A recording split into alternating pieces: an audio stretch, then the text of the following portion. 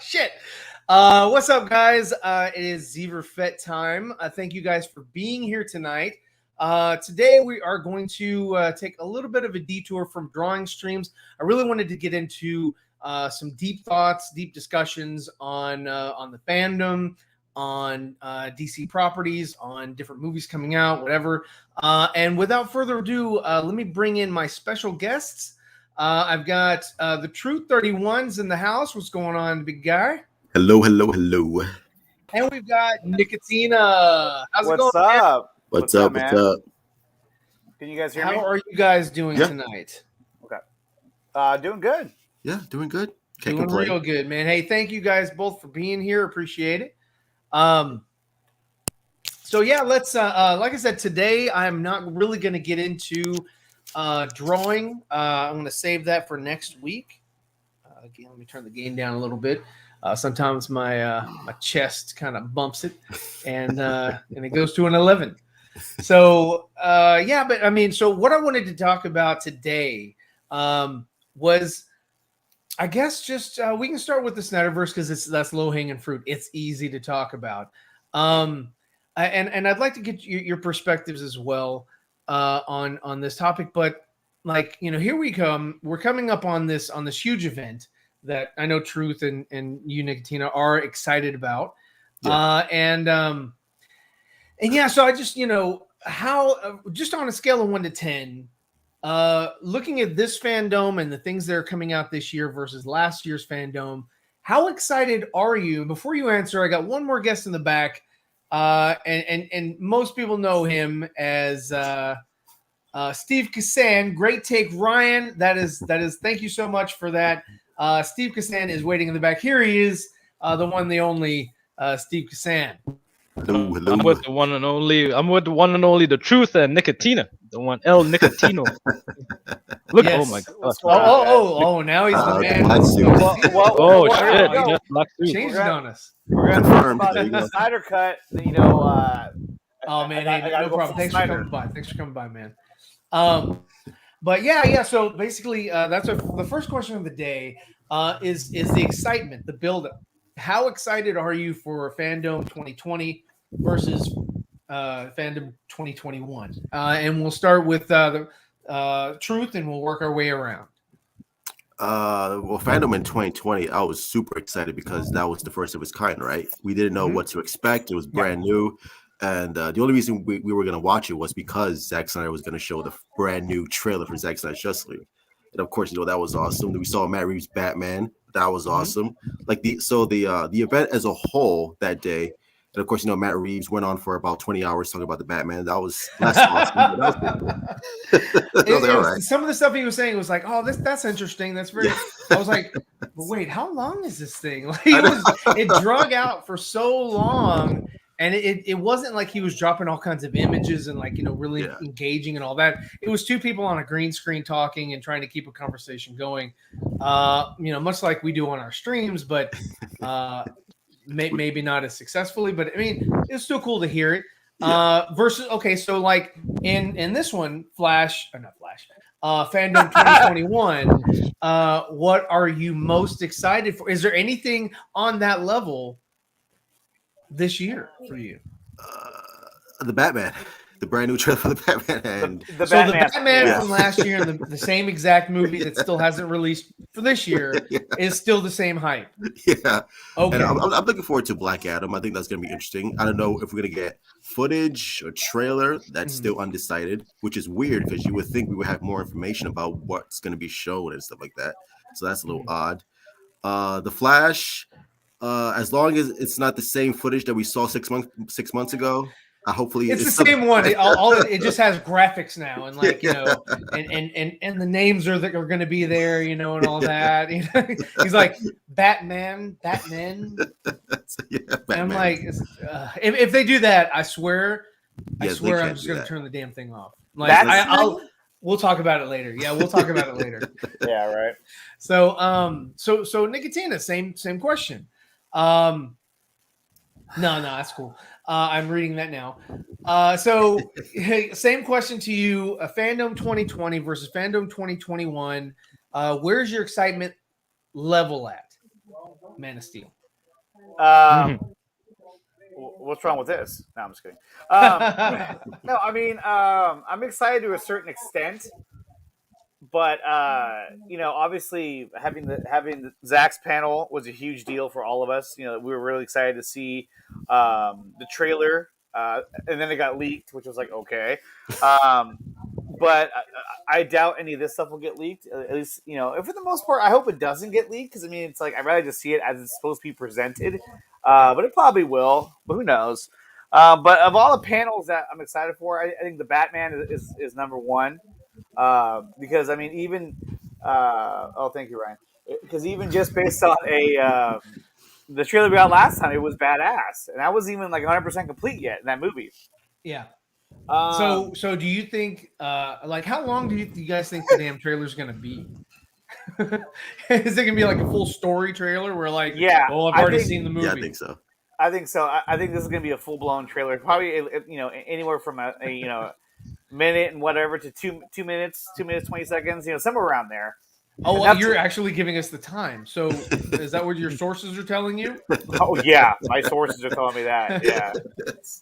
Over on Giant Freaking Robot. Yeah. There you go. The most reliable source. Thank you. It's Andre is an insider in the WWE. I'm an insider. Yeah. He finally made it. He finally made it. So, once you get access to super chats, that's when they start looking at you. That's when they start. That's when Warner Brothers calls you and starts giving you info. I got Walter on speed dial. Yeah. Toby had lunch earlier. Do Zoom. It was egg salad sandwich. It was delicious. And get this, you guys. He doesn't like Zack Snyder. That's another scoop. So. That's a scoop. There we go. Were you guys making fun of Umberto? Oh man, come on. Umberto? Is that not on a shirt now? Like Dumberto Gonzalez? How is that not on a shirt? That's like low hanging fruit right there. Hey man, heroic Hollywood, man. That's a waste of ink, though. It's a waste. You got to represent. How do you? Gang signs over there. Yeah. Oh, there you go. Yeah. Because they cascade, right? Hey, what's up, Sally? Man, hey, how you doing? It's been a while. Yeah, we'll talk about Spider-Man. We definitely will talk about Spider-Man. We've got a lot of scoops on that. And Steve, excitement level 2020 versus 2021 fandom. Where are you at? What stands out to you? What stood out to you then, and what stands out to you now? What stood out, last year seemed like a much nicer time with everyone. Don't you think so? Everyone started going on people's streams and having united streams and all of that. It was like a huge celebration. It was like it was like that united New Year's Eve, sort of vibe where And now this year is like smooching with everybody, and now it's like everybody doesn't like each other for some reason. Come on, this is DC fandom. Yeah. DC fandom, yay! Though it's interesting because time sort of time will out, right? And you look at that pretty face. There he is. That's blank. Yeah. Look at that guy. Oh no, Golden State Spring. Ugh. Oh God! Oh no! Oh dear God! Yes, please come back on the Oscar nominee. Oh no! There he is, the red pill. No. We want the blue pill. I want the men with no dick. DC fandom this year is trash. Oh, don't be like that, Anthony. Come on. Come on now. How can you say something like this? This right here. This is beautiful. This is beautiful. Actually, the other one. Muted. Who was muted? I was. I muted you muted yourself. Then. I forgot. I was like, why are you? He's like, by the way, I have a really important thing to say. Yeah.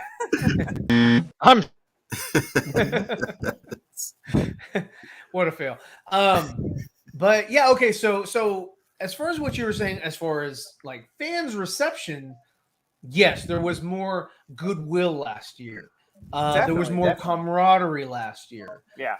This year, not so much because, just like I said, time just sort of opens up these different situations. Unless you give a super chat. Here, I'll be nice to you. $20, please. I do not have super chats. Oh, see, There that's you what go. you're missing.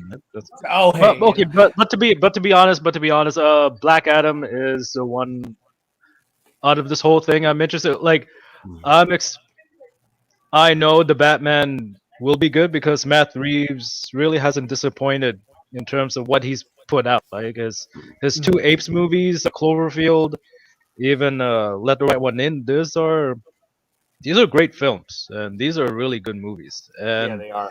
so you're okay. So it's expected that the Batman will be awesome. That's expected. Yeah. I'm just Yeah, sure. I know, And that's a good thing is yeah. that they allowed him to, kind of move away from what they were planning on doing with Ben's Batman, and all that. Do his own thing. Give him creative freedom. We've seen other situations where other directors have had, creative freedom. Suicide Squad, things like that. Birds of Prey. Oh, come on. Yeah. BOP, We've seen creative BOP. freedom run amok. But Maybe we do need have these I have more executives to faith step in. in Matt Reeves than I do, James Gunn to come back. And I mean, at this point in time, the only thing that I can see, hey, what's up, Prime? Hey, The only thing that I can see him come back and do successfully is Guardians of the Galaxy 3, because it's like that's in his Yes, wheelhouse, I want to see Guardians of the Galaxy 3. Okay, That's a James Gunn property. Granted. I was excited for it. Or DM, hold up. Variety. Oh, well. Oh, of Alberto, course. what do you put? Okay, okay. So I'll bring this up. Okay, Let me bring move it up. it to this screen over here. But I will say this about Black Adams that We'll talk about. I'm interested in how it goes forward with the DCU because I've always had this inclination that when Rock and his team stepped in, which is Shazam and all that, and the whole thing about the hierarchy last year, what he says of DC is going to change. That always put into my mind that I think Rock is his team is going to take over the DCU continuity going forward. That would be cool. That would be Black really Adam, Superman. cool. Yeah, they're the center because they're both, especially Cavill, because they're both. In order to do that, they couldn't. Okay, because you've got Batman, Wonder Woman, Superman, whatever. These big heavy hitters that he was like, the power, the shift is going to take place or whatever. They're not going to release those characters to star in a New Line Cinema feature. It has to be Warner Brothers Pictures. So they would have to move over, his $7 production to align with Warner Brothers Pictures. That would be the only thing that I could see them actually positioning to where you could sort of, take that and sort of leap, from there and go into a new DCEU direction or whatever. I was talking to Nicotina the other night, and we were talking about. Yes, that's how I. That is false. That's false. I did not talk to Ryan Zeeverfett outside of. We were both in pajamas, and I had on my fuzzy slippers. So, but we were talking about it, and I was like, you know what, the DCEU, the way that it's being handled is very similar to how they handled the X-Men when you had X-Men First Class, and they were like, we're going to reboot it. And then they were like, no, let's bring in Bryan Singer and sort of fuse the old with the new and then branch off a new continuity. And it sort of was jumbled from there because they were trying to figure shit out as they went, because there are certain beats and certain, heroes and all that they were, kind of playing with or whatever. And so I kind of see that the DCEU is sort of like that.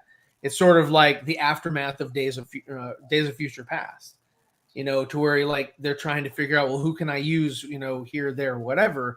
And I mean, I think it's that type of discombobulation or lack of synergy going forward.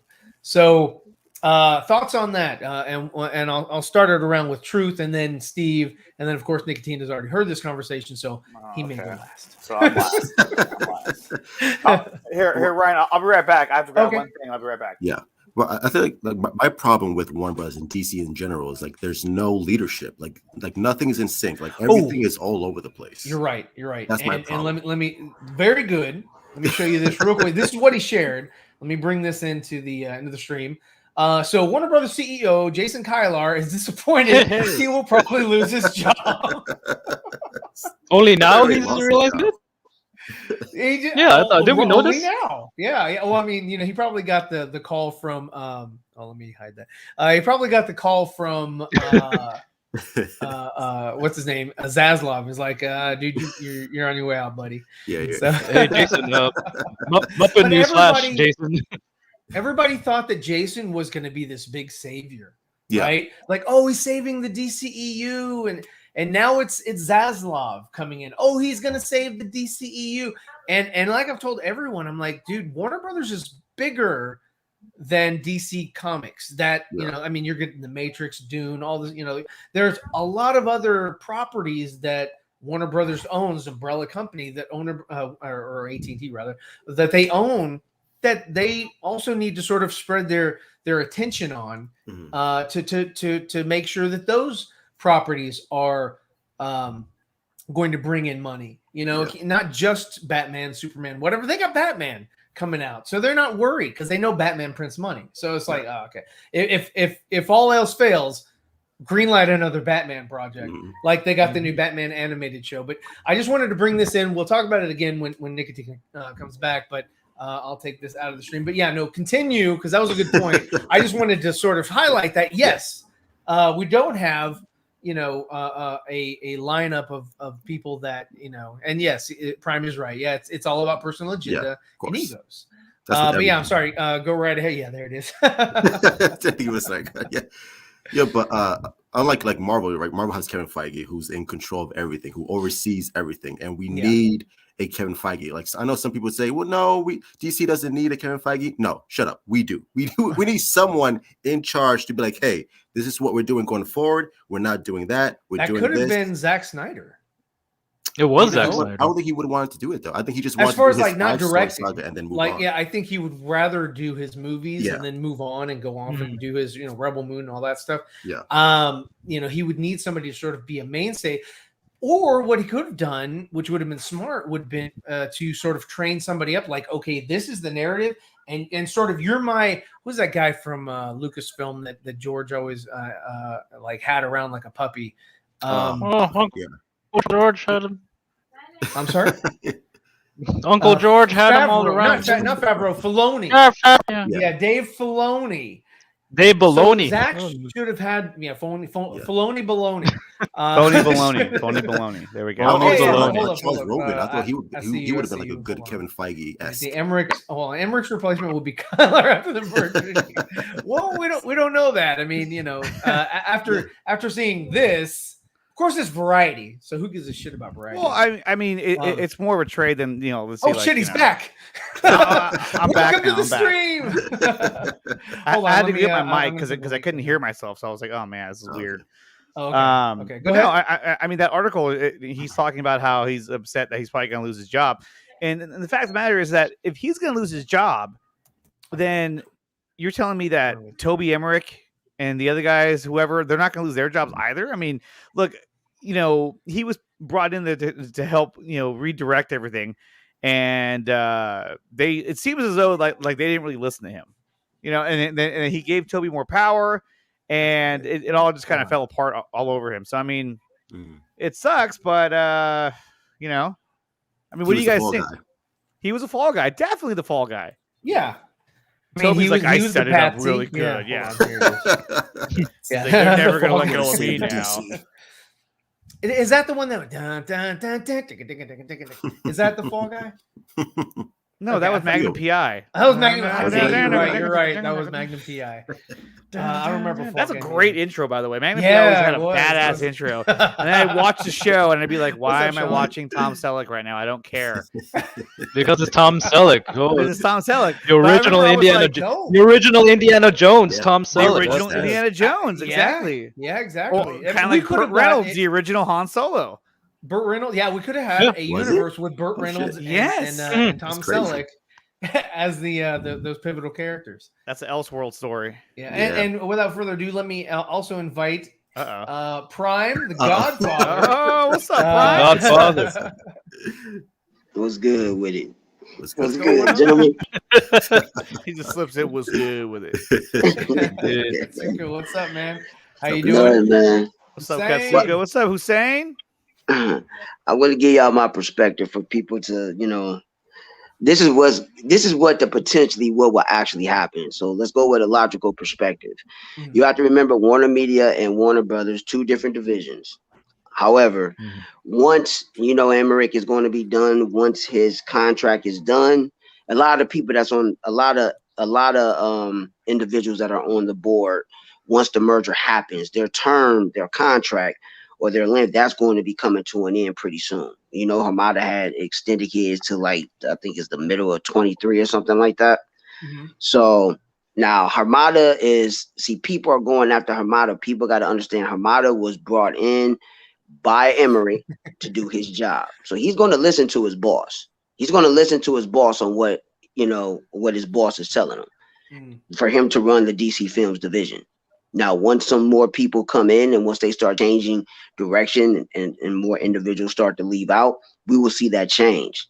Now, for Hamada to really stay on the board and stay in his division, it's all going to pan out on how these movies going to turn up, the ones that he's the actual EP of, how these are going to turn out, such as The Flash, such as The Batman. Okay, we seen what the Suicide Squad did.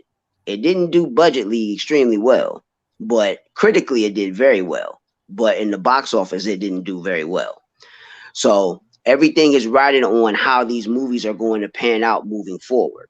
So anything that has been under Hamada's watch so far, it has not panned out. And the only reason why Joker is under his watch that was successful is by actual default, because he didn't want it. Him and Emmerich and them did not want it. It had to be another company to fund it. Well, It's just the that one they movie use the brand. that is successful under his watch, very successful under his watch, was Aquaman, because that was still under Aquaman. his watch. Yeah. And So, that's the one, and so Aquaman 2 would be another sort of barometer for Hamada. Because James Wan, he brought him over from New Line as well. Of course, there was a whole lot of other things that went on before Aquaman even got greenlit, but a lot of changes with the script as well. So they did a lot of changes, So if y'all look at the family tree and y'all understand how everything was, well, for the ones that really pay attention to it like that, but just to get a quick synopsis, I believe what is going to happen is that Keelar is just going to lose his position at Warner Media, because from what we know that's in the news right now, Warner Media has been rebranded to be Warner Max. So they actually didn't change the name.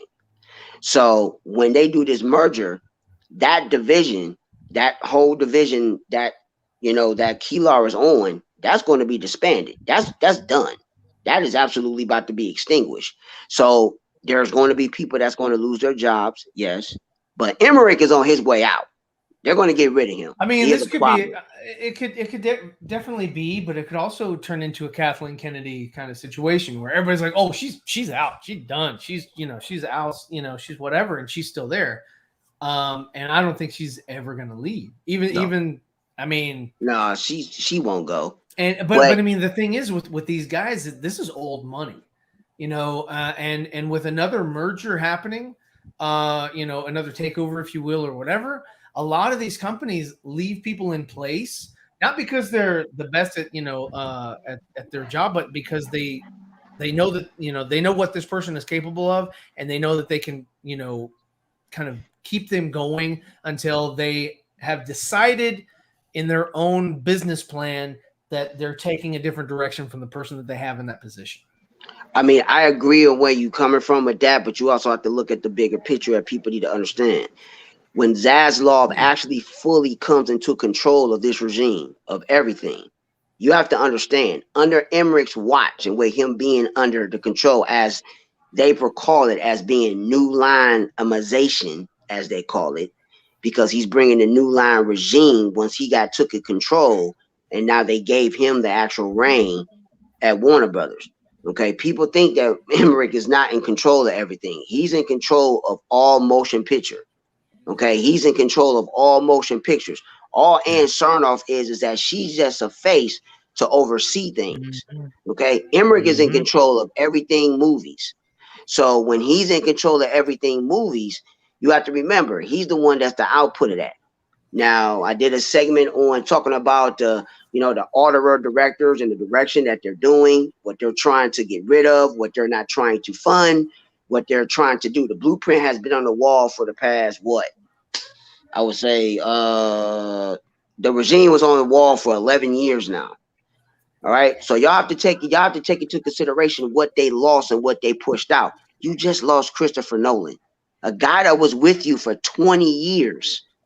20 years, who was exclusive to Warner Brothers. That was Emmerich. That was him. Okay? That was him. Then you're going to shortchange Zack Snyder, a guy that's a very, very good director that made you a lot of money. And then you're going to push him out and other people out as well. So when you look at that, and Zaslav, and he stated this, and he put this in black and white. His direction is to listen to what the fans want and to mend relationships. He stated that. So along with that, you got to get rid of people that actually were the ones that made these relationships bad in the first place. So he has to come in and mend the relationships and get certain things back. Now, do we know if Zach for Zach to come back as a whole? We don't know, because he's doing a lot of great things over at Netflix. Nolan so much can be a little bit more easier because he only signed on for one movie. He's getting everything that he wants. But with him getting everything that he wants at Universal, that is a very, very big step, because they giving him everything he asked for. A big budget, what movies what's not allowed for 3 months, before 3 weeks, after 3 weeks, what he's going for that World War II movie and what they're giving him, that's important. And Nolan's name carries a lot. Well, but here's the thing, though, Prime, is that you have this movie, this what's it called? Oppenheimer, or what's the name of the damn movie that he's coming out with? It's a World War II movie. I don't know what it's called, but I know it's going to be based on World War II. Oppenheim. Doppelganger. There we go. Optimus Prime. No, but this movie, Oppenheimer. Okay, so you have this movie that Nolan wants to make, right? So he goes to WB, because as far as I understand, I'm pretty sure WB has a first look contract with him, right? So he goes to them, says, "This is the movie I want to make. This is how I want to make it, and this is, I don't want to say it. This is a kind of a harsh way of saying it, but these are my demands. You know what I mean? Like this is what I want." Sure. And they probably looked at it and they said, "Okay, we can't agree to all of this." And so then essentially they came to the decision that, like, hey, we don't want to greenlight this project. So then they passed on it. So what does he do? He goes to Universal, and they pick it up right away, because they're like, "Whoa, shit, yeah, let's go, man, let's go." And so they bring him on. But that's what I'm saying. But here's the thing, though, is that if it was more than that, then they would have announced, Christopher Nolan is signs on Universal to do Oppenheimer. They would have said and the same next thing two that movies, Netflix or the did next with, 3 movies, or the next. You know what I mean? They would say that they have an exclusivity first, a first look contract. Exactly. So there is no contract. Because that makes them look better in the long run. Like, oh, we've got this guy that we signed him on for deals, or that we signed him on for first look or whatever. Like comparing this to like sports, for instance, this is like basically they signed him to a 1-year contract. They got him for one movie, and then we'll see where it goes from there, and we'll see where he goes from there. But most likely, the next film that he wants to put out, he has to run it by Warner Brothers. But if this film is successful, if this Which it film, will be. which it will be, but if this film dominates, then all that says to Warner Brothers is don't pass on his work again. Yeah.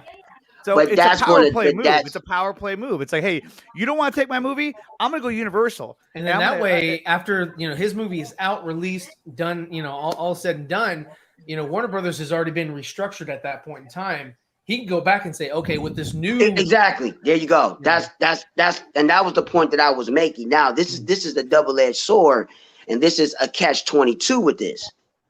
Because now I don't know if Steve probably know where I'm going with this, but this is a catch-22. All right. That movie be successful at Universal, even though he has the first dibs at Warner Brothers. And knowing Warner Brothers and now the regime that is going on over there, and even though they might have a new direction, all right. What if Universal decides, since it's so big, you gotta remember, Nolan is an OG. He has not really had a flop movie. Tell me when he has had a flop movie. Really? Tenet don't count because Tenet does not count. It doesn't count. Yeah, Tenet don't count. That was at the Tenet heart don't of the count. pandemic. Heart of the pandemic, and he wanted it out in theaters. He could have easily have said, "Okay, let's go ahead and put on HBO Max." I understand the pandemic is at its prime. What's up, Prime? It's at its prime, but at the same time, he said, "No, this is how the movie was intended to be released. This is how I want it released," and that's what happened. So I mean, Tenet's a fire movie. Now, does he have a bad movie? I mean, some people would say like their favorite hasn't been Dunkirk. I thought Dunkirk was a fabulous. Dunkirk was good. Dunkirk was a good movie. It's a slow burn movie. It's a slow burn movie. Definitely a slow burn. But it's his worst movie is quote unquote Dark Knight Rises. His worst movie is Dark Knight Rises, but that's a part of the franchise. Still better. And it made a lot of money because, of course, Batman prints money. Yeah. But yeah, that is his worst movie because that is the only movie that I've seen that he's done that he's phoned in. I've never seen Chris Nolan phone anything else in except for that movie. I think he got through the intro, like the first few scenes of the movie, and then he was like, "All right, let's just get through this. Come on." So with that, that movie will be successful, and knowing that he's getting the resources, and that movie is successful, and Universal sees because they understand Nolan's work. They know what they're getting. They're not just going to be like, "Okay, Nolan came to us second to this. We're going to take this. We're going to give him what he needs for us to get some money." Because at this particular time and moment, Universal is really, they got some good IPs coming up. So, I mean, they're not going to turn nothing down from a very good high profile director. Okay. They're going to take that. Now, we all believe that the Nolan movie is going to be successful, but let's do with the catch-22. Nolan is probably going to be, okay, well, yes, I have a relationship with Warner Brothers, but do I want to go through this again with them? And now that I have a relationship with Universal, my movie was successful. Universal is willing to give me exactly what it is that I asked for. What is better for me to go, even though he has a very good relationship, but that relationship right now is tarnished. Now, depending on what they say in the boardroom to bring him back, because like I said, he had exclusivity rights at Warner Brothers. All his movies was exclusive only to Warner Brothers, nobody else. That is tarnished right now because of what has going on behind the scenes. So Universal is basically start off on the right foot with him. So if it's successful, I think Nolan is probably going to stay at Universal. I don't think he's going to go back to Warner Brothers. I don't know that he would going forward tie himself down again to being an exclusivity director. I don't think that he would do that. I think that he would say, "Hey, you know what? I'm just going to shop this around." Even if he has good rapport with Universal. I mean, hell, he hasn't really worked with them yet. Not yet. He doesn't know what that experience is going to be. So it could be where he's just, he's like, "Oh, you know what? I got it at Universal, but I can also shop it at, MGM or Paramount or, where Disney, whatever." Yeah, I mean, I think he's going to sort of go like, Nicotina was saying, like, like sports, he's more of a free agent. Like I'm gonna do right. whoever gives me the most and freedom or money or both or whatever. Yeah. That's where I'm gonna shop around too. And that's going to. well, real quick, a correction too. I was just researching it right now. He actually never signed a first look deal with WB. He basically was staying with WB because that was his loyalty. That was all loyalty to that studio. But now he's gone a different direction. So this is actually bigger than it really is because they don't have control. They don't have any kind of rights to keep him under their umbrella in terms of like, hey, next one just greenlight it. Who cares? No, they can't do that now. He literally can go wherever he wants to. Yeah, he's a free agent. Yeah. So, I mean, under the terms of that deal and its conditions, and a lot of people fail to realize too. Warner Brothers. That's why I said they're not trying to deal with author directors no more, and that's messed up. They're not trying to do that. They're trying to go as low budget as much as they can. They don't want to deal with high profile directors anymore. So that's their regime. So Steve, you look very intently like you've got a lot of contemplation going on.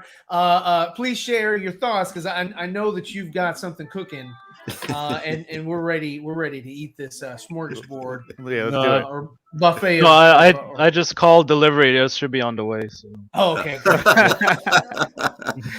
Great examination of what's going on in Warner Bros. Right So, Truth, what do you think the next move for Chris and Warner Brothers and Universal? Just this whole shakeup, if you will, sort of go. I see it as akin to what's going on with Netflix and Zack Snyder. Yeah. So what are your thoughts on that? I think Universal is going to give Christopher Nolan whatever he wants. If he already did. If Christopher Nolan asks for a donkey, Universal would be like, okay, I'll give it to you right now. You're at your fucking parking lot. So for me, like, it is what it is. I think maybe Christopher Nolan will stay at Universal. It all depends on how his movie performs. It all depends on how Universal treats Nolan. Yeah, the experience. Yeah, experience. And I think, Nolan can do, like you said, he's a free agent. He could shop around and do whatever he wants. Like, basically, like, this is Nolan's world, and we're all just living in it. So he's just like, yeah, I'll do whatever I want. And do I think he's going to go back to Warner Brothers? Maybe. It depends. Because I know, like you said, he has a loyalty to Warner Brothers, at least did. So we'll see what shakes up. So yeah, never say never. I do think maybe one day Christopher Nolan will go back to Warner Brothers and do a project for them. Well, I mean, I don't think at the same time though, it's like they're going through a merger as well. So you figure there could also be some right now. Exactly, some reservations in terms of like, okay, look. I worked with these guys for a long time. There's a lot of changes going on there right now. You know what? I'm just going to go somewhere else where I don't have to deal with some of this, uncertainty. If he does, exactly. Yeah. Because I mean, look, if he's going to sign on to a movie, sign on with the studio to make this movie, and all of a sudden, like, the people that he was working with all got fired. Then he's like, wait, who do I report? Who am I talking to now? Oh, you're talking to Steve Kassan. We just hired him on from Toronto. Yes. Go Raptors. No, but and that's the thing. And so with so much uncertainty, he's probably like, look, I'm just going to go over here and do this because I don't know what's going on. There he goes. Bam. Nice. No, he goes, he just, DoorDash just got there. It's Matt Jarbo. Yo. He's like, sorry, I ate half of it. Hey, guys, what's going on? I'm sorry, it's cold too. What's going on, guys? I'm pulling up that deal, so let me find it. Which one? Hey, smash that like button. That guy's cool. Let's go. I would subscribe to that guy. What it is that he got. Right. But as far as like Chris Wan, Chris Wong, like Ping Pong Flicks. Wan. Chris Wan. James Wan. James Wan. Damn it. James Chris Wan. It's Chris Why Wong. Did I see Chris? He's backstage. Is he backstage? And guys, special guest. I love Chris Wong. He's just such a good guy. Hey, what's up, Zod? But no, I'm sorry. James Wan. Okay, so he said that this is going to be his last Aquaman film, right? Unless the money, of course, tells him otherwise. What's up, Zod Rider? Do you think that? Do you think? What is this? What is that? Do you? Which figure is that? This is for against the Dark Side, the 2-pack. Okay. Okay. They should make a sequel with this guy. Huh? Well, I thought we saw him in Justice League. Look how shiny that costume. Oh yeah, that's true. All right, yeah. So Here we go. Before y'all can continue, and I pulled up the deal. Damn, This is what Universal gave him. Like I said, I had it. I just couldn't remember, Oh, so okay. now I know. Okay. So this is what Universal gave him. They gave him total creative control. Of course. Okay, he got 100% plus day theatrical window. Keep it 100. Ooh. Okay, right. He gets 20% first dollar gross off. Right, and then he gets a 3-week blackout period before and after where the studio can't release other films. Oh, And does he have Final Cut as really? well? Yeah, He should have Final Cut. he gets Final Cut as well. Ooh, Universal. That's what I That's- said. Universal that's to be gave expected. him a great deal. This is what I'm saying. Well, yeah, they gave him the house. They're like, hey, you want it? Let's do it. Let's do it now. I mean, he's got great lawyers. So. This is So, sort now of the like only the thing- Scorsese Netflix deal, because Scorsese's trying to make Irishman so long, and Netflix is like, Yeah. of course, here's all the money you want. Here. Yeah, all the that's- money, yes. All the money. Same deal. All Same the deal. So money. we put in Oh, all yeah. the money. So, With the Yeah, money so, I and the mean- money. it's all good, but if he so happened to come back, now people fail to realize that the Snyderverse does so happen to get reestablished because of this deal. Christopher Nolan has to be a part of it, which people don't know is Christopher Nolan is the one that jump started the DCEU, and he was the one that was actually an EP that was part of Justice League because he wasn't credited in the Josh Whedon version. He was credited in the Zack Snyder one. Right. Okay, he wasn't part of BVS, but he was going to be part of all the other Justice Leagues. So Christopher Nolan is a big piece that a lot of people just didn't pay attention. If people don't remember, Christopher Nolan and Goyer are the ones that wrote Man of Steel. Christopher Nolan was the one that did the screenplay for Man of Steel. So he had a major part in Man of Steel. He didn't do anything with BVS because why? He was doing Tenet. That's why he wasn't part of it. But for Justice League, he was a part of it. So he was a part of the DCEU, and some of the people that he works with, like Emma Thomas, and what's the other cat that's in Nolan's camp? I'm trying to think. I can't think of it. Usually But his yes. brother Jonathan too, right? His brother, Jonathan. yeah.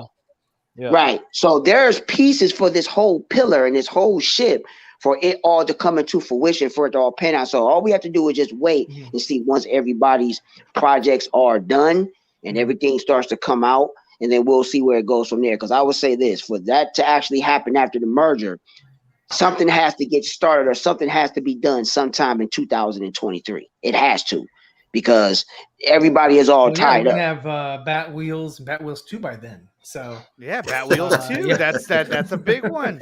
And that's when Zach's 2-deal picture thing is up too at Netflix. Only 2 years. 2-deal picture. Well, I mean, look, if you look at Universal's track record, right, and let's say the past 2 years, you have 1917, which was a big movie that came out, right? yeah, Mhm. You know, movie. critically acclaimed. I movie. liked it. I thought it was pretty good. But then, what else they got going on? Okay, so they have what, the Purge franchise.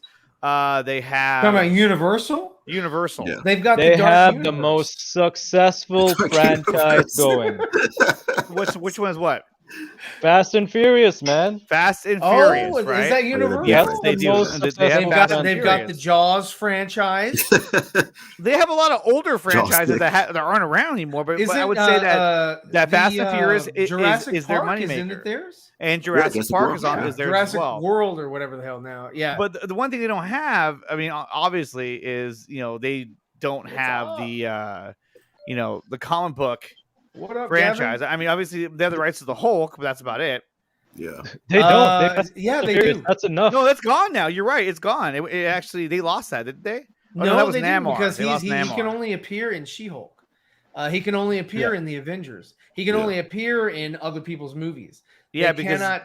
they They don't have the rights to Universal- make their own Hulk movie, standalone Hulk movie. Right, because Universal owns the distribution rights Yes. to the movie. So if they make a feature film about the Hulk, it'll be distributed by Universal, and so that's why Marvel or Disney uses the Hulk as a Secondary, side character, a secondary yeah. character. In That's why he was in Ragnarok and all that. Ragnarok. There's, Yeah. Well, assuming that this deal goes through and nothing happens or whatever, these if this merger doesn't go right, we ain't gonna get no more Marvel stuff after 23. all I that mean, is, look, we talked about that on Yeah. somebody else's show. that's but just yeah, that's just a big ass payout. Yeah, that they're gonna. You think Disney can't pay these people off? They're gonna pay. Disney has deep. They pay can, Steve but I'm gonna Ditko's tell family. you. I'm gonna tell you, they can pay them off, but I'm telling you, they're gonna low budget. They're gonna lowball them like they did Jack Kirby. Because when Jack Kirby did his thing back in 2014, they lowballed Jack Kirby and only gave him $40 million for properties. Right. People They're gonna fail to ask realize them, what are your demands at this point? You know what I mean? Because they can't afford to go in a back and forth. They have metrics are actually on their side, right? They see how much these other characters are worth, and these are not like Moon Knight, freaking. These are the big guns. Yeah. These are the big guns, right? Right, they're big gun characters, and then they have even more. This is for the whole catalog of characters.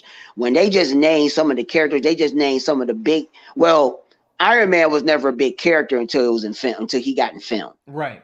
So people got to realize the only reason why the characters that you know now is because of the MCU. But some of the comic book characters, people fail to realize the characters that they're using. These are top characters now, but these are characters that Stan Lee and Jack Kirby's camp established. These are the people that's actually in their camp that want to have the rights to these characters. They're the ones that want to get a bit of a piece of the pie. These are the grandchildren and shit that wants this stuff. Yeah. I mean, they want their residuals, and Exactly. I mean, even though they personally didn't do anything to earn, these, it's exactly. But to be honest, but I mean, it's like if your grandfather or whatever invented some defibrillating machine or whatever that can save lives and all that kind of crap, I would want my family, if I create a comic book character or whatever, to be compensated, I would want my family to continue to be compensated as long as they are in use. Yeah. And that's a very, very, and this is a very, very big deal. See, people thinking this is just going to be an easy ride. No. And Disney think they're just going to be able to be like, they think they're going to lowball. See, they think they're going to lowball this. And Disney is real prone of doing this, where they just lowball, people that are trying to sue them or try to get something out of them. They're trying to lowball this. They're really trying not to really pay no more than probably like $70 million. That's why I say the deal with Jack Kirby was at the time back in 2014, they just got away and got lucky. Because honestly, Jack Kirby should have got way more money. The people they should have got way more money. But they got, they got out of that with, and didn't get slain.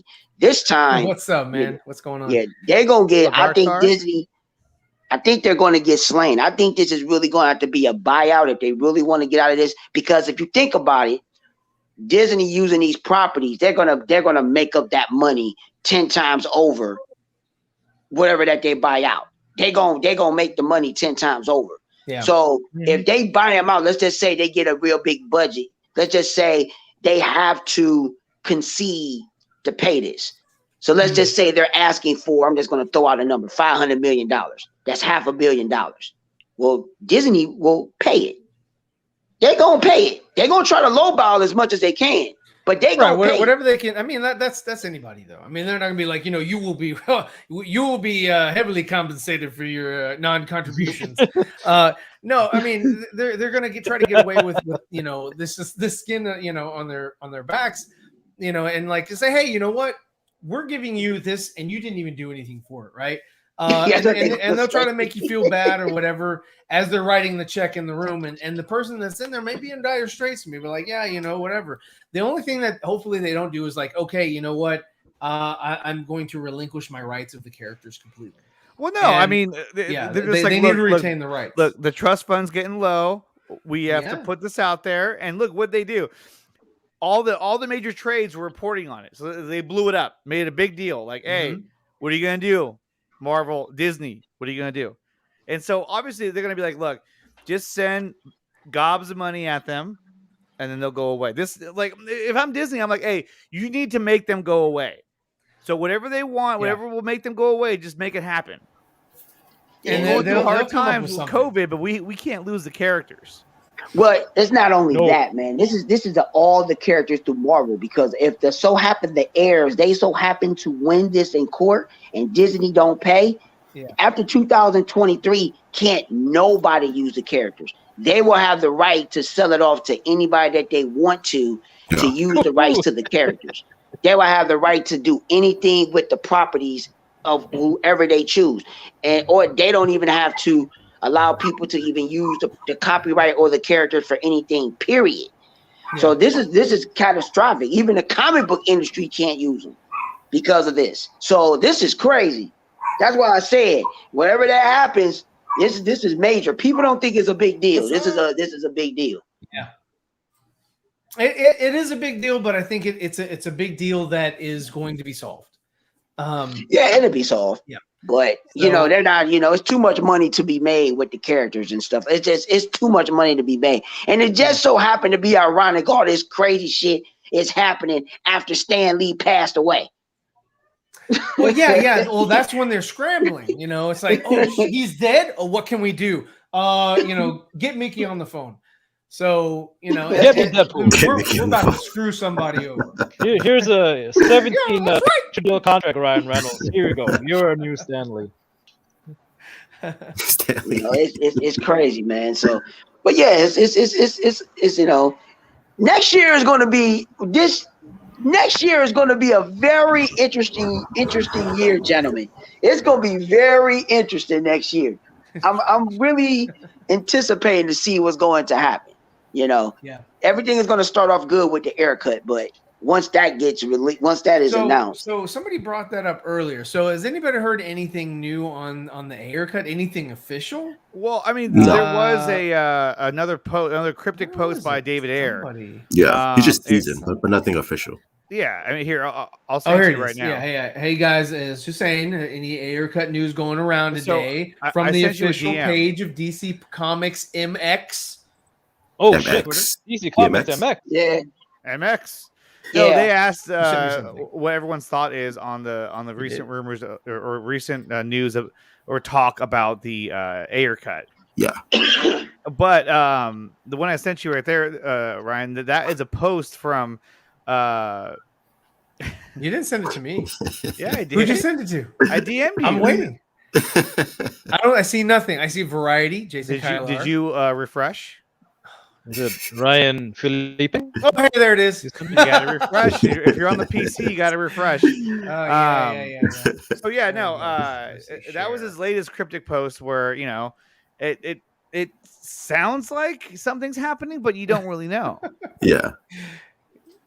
Where's the money? There it is. Okay.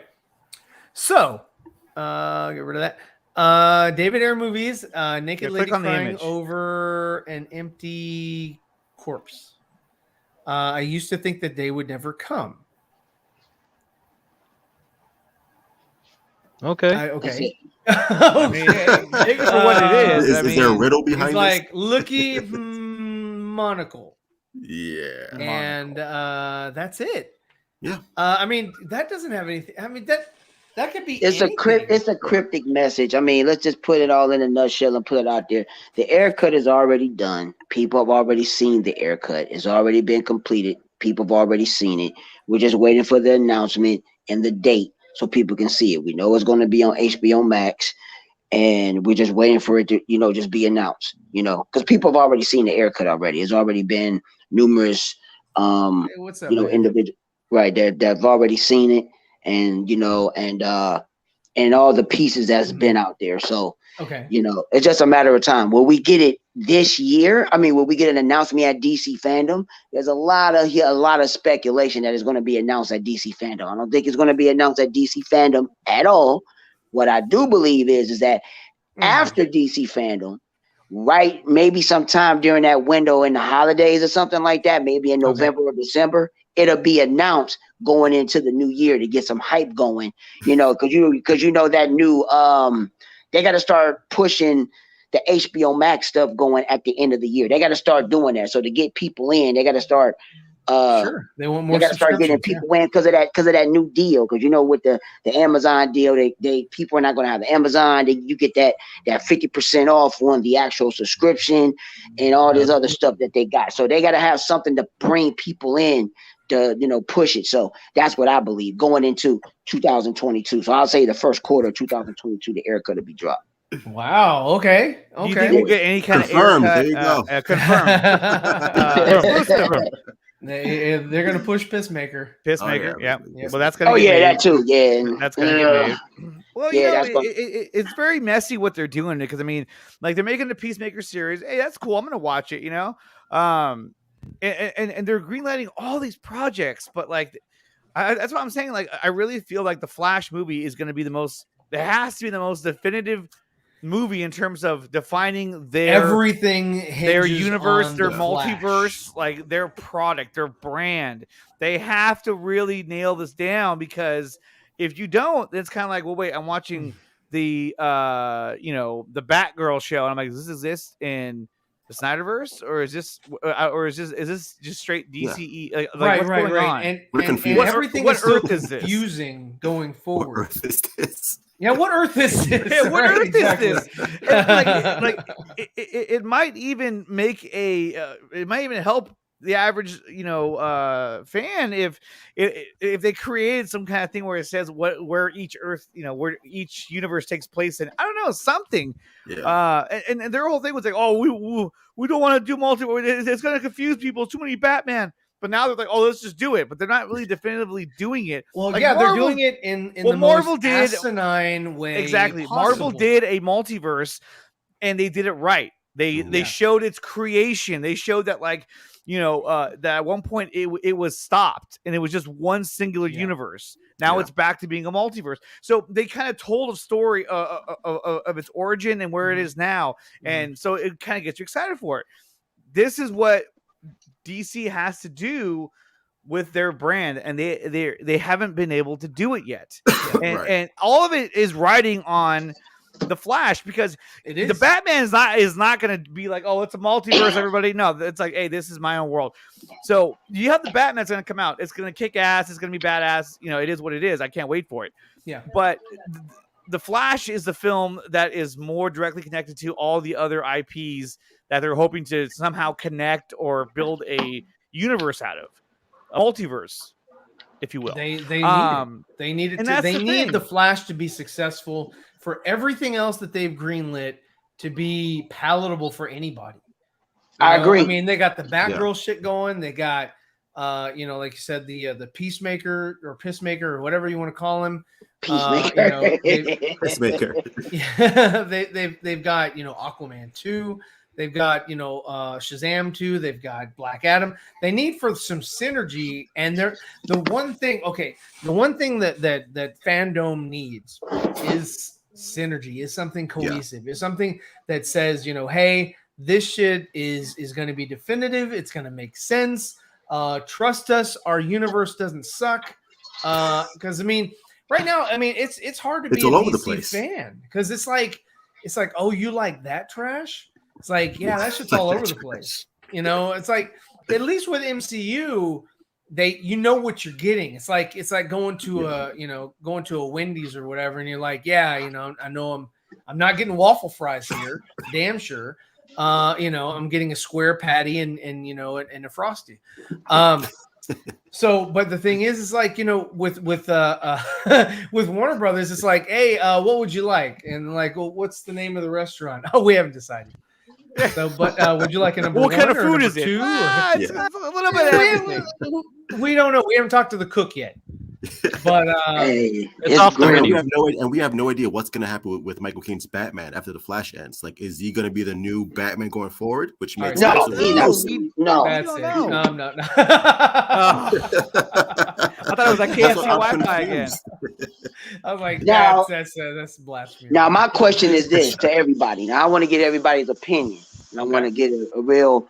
Now, do y'all believe that after this, everything with the Flash and everything else, comes into fruition with this merger and stuff? Do y'all think that Ben is actually going to be able to get a series? Because to be honest with you, I think he's going to get a series. We'll go around the horn. I'll go last. So let's go with Nicotina. What do you think? I would love for him to get his own series. Not what you love. We're predicting the future. I would say this based on how WB has handled everything. I would say no. Okay. Steve, what are your thoughts?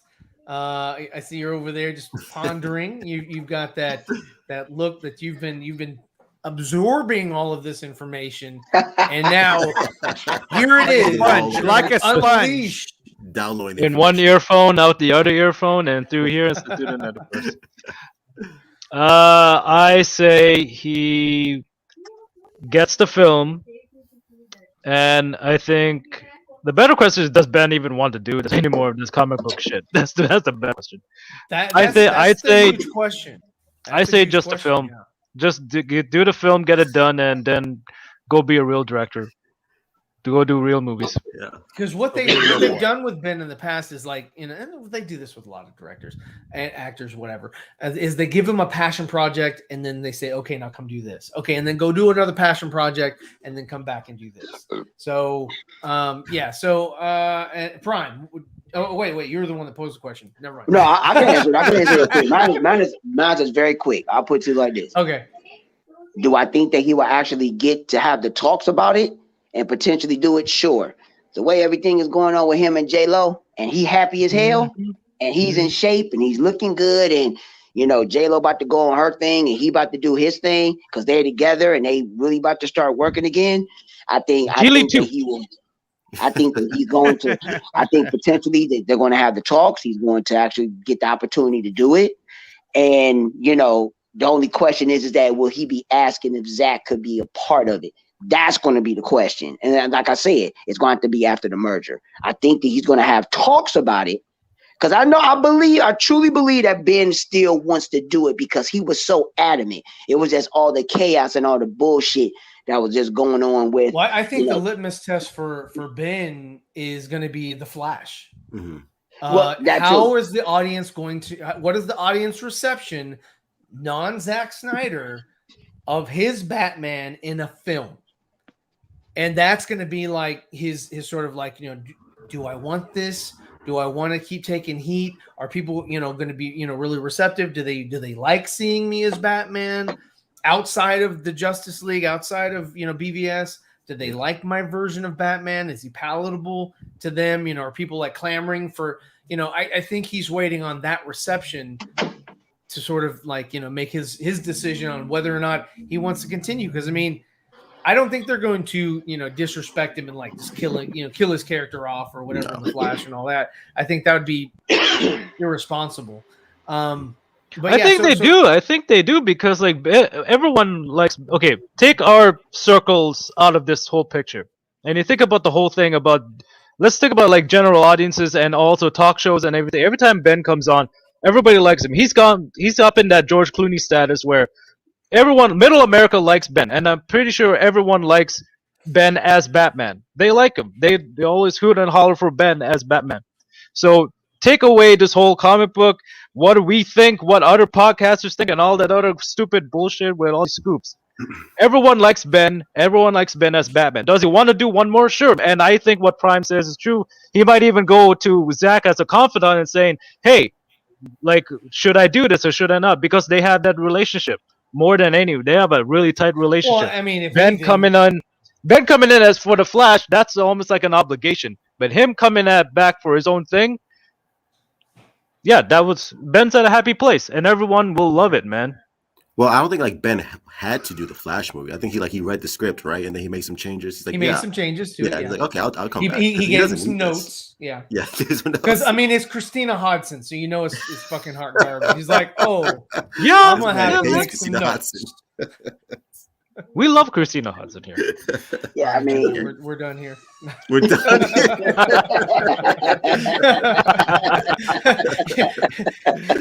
You didn't like Bumblebee? Come on, man. That's strike two. Bumblebee, bro. Oh, come on. Everything prior to the movie starting, all CG Cybertron, is nothing to do with Christina, and that's what everyone loves about that movie. Yeah, man, I don't even want to get started on that because that just makes me mad every single damn time that I think about it. I'm like, that's the way the way it should have been in the first place. That's yeah, exactly. I mean, I'm sorry, but with Transformers, we're not going to go off on that tangent. But I don't think that they needed the wikis and even Earth. Like, I would love to just see a Cybertronian movie with, you know, it's just a damn CG movie. You know, you get the, you know, Peter Cullen and Frank Welker and, you know, Frank Weller and all them and just, you know, give us the voices, give us good performances through the voices and give us some fire, you know, CG and yeah, it could have been great, but they're like, no, you know, the audience needs to have some humans to, like, you know, identify with. Yeah. Right. Yeah, it's always the thing. It's like, dude, you guys are fucking dumb. But yeah, no. So, truth, yay or nay? Do you think it would be a series if he did do it? Do you think it would be a movie, one and done, like Steve says? Like, you know, I just want to get in, get out. You know, because I you know, what do you think? Where are you at? Where you at? Where you at? I do think Ben's gonna come back for a limited series as Batman, because you know, like every actor has ego, right? And I'm sure Ben Affleck has a big ego, and he wants to put what the fuck was that? And he wants to put his own stamp. Nicotina was freaking out. He's like, no, that's He's not like, what are you saying? Where's the scoop? I'm bleeding. Oh, I got a scoop. No, my inside is telling me stuff. I'll scoop Mikey's son. But I do think Ben Affleck is going to come back Oh, no, for a limited he's series right, with Deathstroke. Mikey. Yeah, he's the GOAT. He says the air that is coming. We have to believe him. Sort of extra Next time I get cheese. No, but I do think Ben Affleck is going to come back for a limited series, and I think Joe definitely wants to come back as Deathstroke.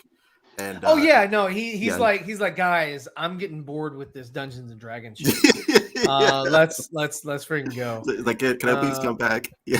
Oh wow, that's freaking dope. Yeah, because like every actor has an ego, and Ben Affleck has an ego, and I'm sure he's like, listen, I want to put my definitive stamp on Batman because he loves the character. He does. So I could totally see him coming back, especially if he has creative control after this whole merger, thing happens. Let's see what happens with that. And as long as Ben Affleck has creative control and he's in charge of what he wants to do with his limited series, with his character, with the story that he wants to do, yeah, I could totally see him come back. And then be like, all right, I'm done. A lot of things have to be, in play. Yeah. It depends on if he wants to work with certain people. If he's like, I don't want to work with these individuals, and if he's told, hey, they're going to be gone, who knows? We don't know exactly where he's at in terms of does he want to even do the project. If he does, then if he wants to do it, then I don't see how he can't. Right. Well, the only way, again, same thing. The only way that I can see them actually enticing Ben to come back is to give him another passion project, like he had with what was it? It wasn't Gone Girl. It was Live the other one. by It was, Night. Live by Night. Live by Night, which was not a good movie. It was not. Gone Girl was better. Gone Girl, I thought was phenomenal. But I thought, and the other one, the see, Ryan, you don't like the ending because at the end she won, and that's what pisses you off. I don't like the ending because it didn't. The way she won was stupid. Didn't make any sense. I was like, it totally made sense. That's how stupid people are when they get so plugged into the media. That's what they do. I'm going to end that conversation with this. So here we go. This is pretty freaking dope right here. Did you see it earlier? This was awesome. Yeah. So we got a nice scan line VFX. Hey, close your DM down there. League. I'm sorry. Close your DM window. Oh, yeah. I don't want to see it. You just gave away your source. No. It was Mikey Sutton. Oh, all right. That's it. Get out of here. Damn. I don't know what the deal is. This has turned into a Sutton stream. Hey, what's up, Jesse? Swagging up, Tom? Yes. Swagging up, Tom Arakin. Suicide Squad. What the hell? Get out of here. It had a 360 view of the Bat Tank. Hope someone recreates it in 3D. And, so they did, I guess, right? Oh, no, wait.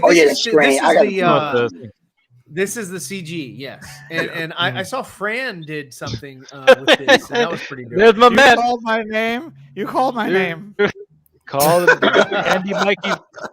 Candy Mikey 5 times. Say his name in the mirror. Oh, God. If you piss me off one more time, I'll send my thumbs out to you. Oh, man. Mikey's I the scoop. apologize. But yeah, I mean, look how dope that is. That's freaking Well, awesome. see, that's awesome. but here's I my love thing. that. Look at the surrounding environment. Why is See, I would want that, as a miniature. Yeah. Fuck somebody yeah. needs to 3D print this thing and make it available for collectors like us that just have something this dope. I mean, look at that? that's awesome. Yeah. There That's should be a an awesome McFarlane tank. to it. Look where it's at. Like all the buildings are destroyed. Yeah. So did this take place? I mean, is this in the same area where Doomsday was going ape shit? I think this is has that to part be. of It has to be. Gotham. Yes.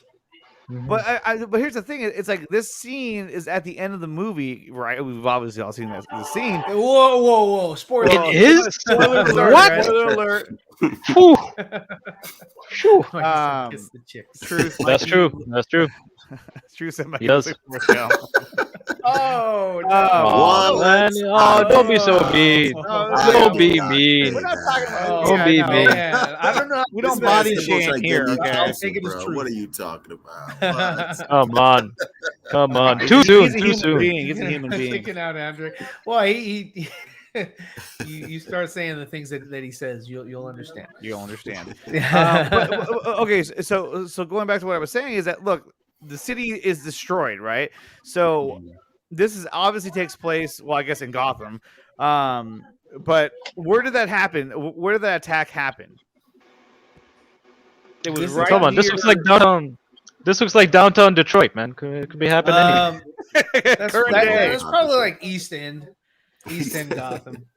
Right, but what I'm saying East End is is pretty that slummy. they created this Outside 3D Chicago. environment where all the buildings were destroyed. Mhm. For what purpose? Like, why did they go into that much detail to put it in that environment when they could have put him anywhere?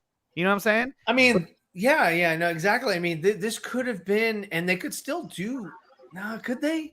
Could they still do if they in the Justice League 2? Could they still do the whole Batman sequence of him finding the Hive? No, and there's no point. They've already killed all the Yeah, like. the That's all parademons. done. They already exterminated them. No, they didn't. They didn't exterminate. No, they I mean, didn't. who No, they That didn't. part was supposed to be in raid? that part with him finding that warehouse with those parademons. The little in it, that Russian was girl had the supposed to bug be. spray. Remember? Oh, that's so funny. Oh, We don't talk about that. yeah. That's awesome. I like that. Hashtag You know, trust we're me, reaching. bro. Source. That's awesome. Oh, he watched my video.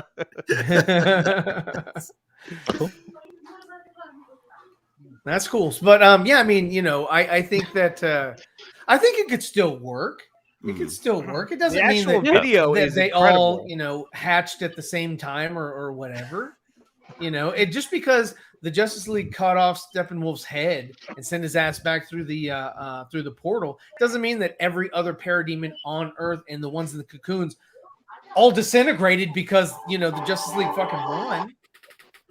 No, just like the Shatari, they all just fell and died. Yeah, They all they're like, collapsed. Yeah, like I remember when that happened. I was like, oh, okay, so they were all drones. That's- yeah. I was like, that But no, makes sense. I think they very well could be in there. They could just be sort of in the shadows or whatever, and they're just sort of like multiplying. Or it could be. I don't know. I don't care. I mean, we'll see. If it happens, it happens. It doesn't, it doesn't. But what do you think that the chances are Justice League 2 and 3 would even be made? Yes, I think that they would kind of focus on It's a 50% chance that they will be made. It all depends on how the merger is, but it all depends.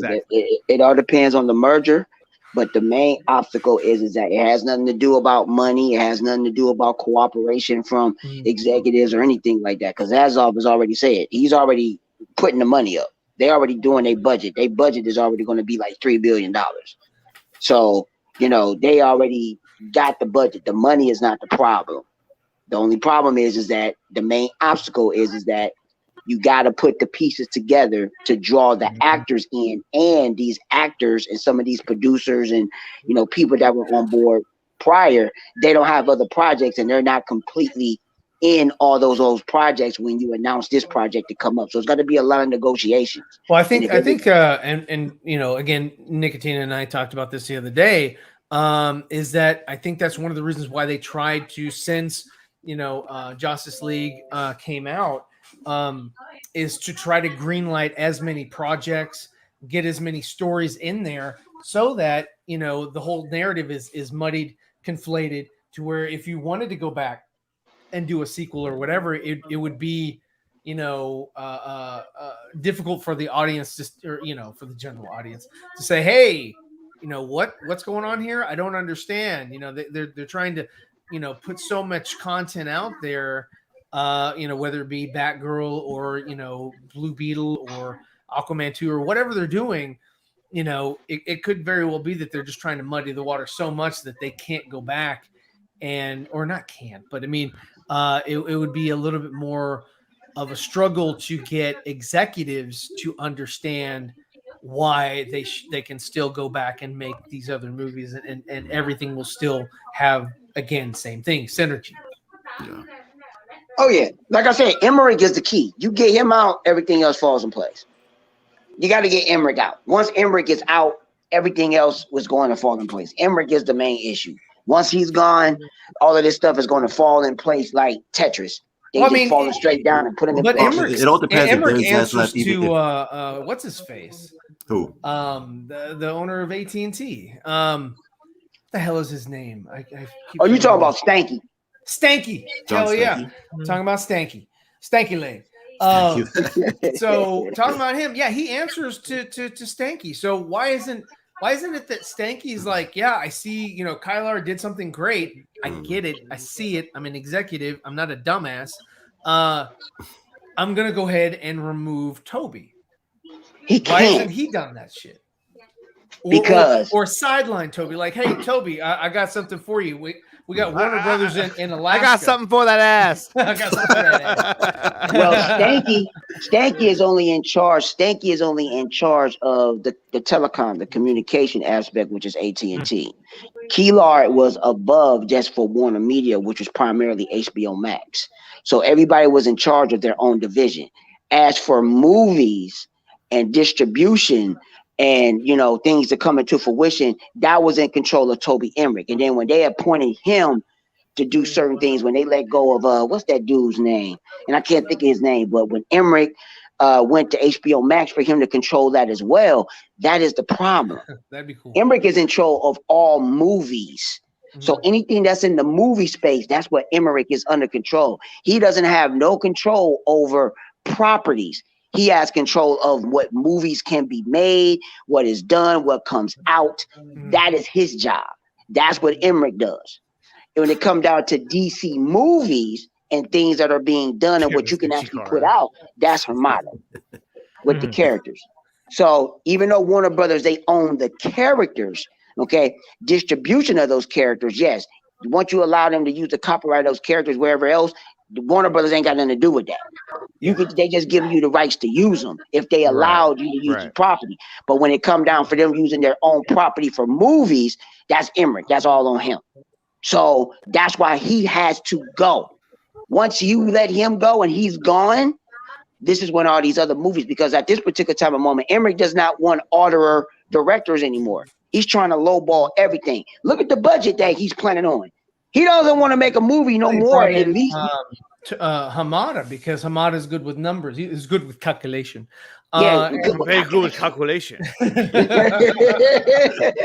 So they're looking at it as from a numbers aspect, and that's what he's doing. Emmerich is doing the New Line Cinema regime and bringing it over to Warner Brothers, bringing it over to the actual Warner brand more, because since he was in charge with New Line, and New Line was so successful in the way that he ran it, he's going to bring that regime over to WB for them to make money. So the more low budgets. And the bad thing about it is that the prime example, which is kind of it's a good thing, but it's also a bad thing. It's Joker. It was a low budget movie. It made $1 billion, but Warner Brothers ain't make no money because they didn't distribute it. They only got money because of the actual copyright that they allow them to use because of the Joker, because of the character and the names and the trademarks and shit like that. That's where they got their money. And speaking of money, we got these guys that are trying to make some money off of their property. Oh, did you see this? This is hilarious. Marvel auctions off canceled Netflix prop. What? That's crazy. Here we go. 12th.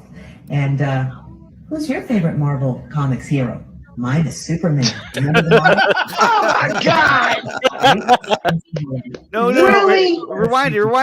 Watch. 12th. You got to hear the quote she dropped. Who's your favorite Marvel Comics hero? Mine is Superman. Remember the motto? With great power comes. Oh my great God, she screwed everything up. Oh my God!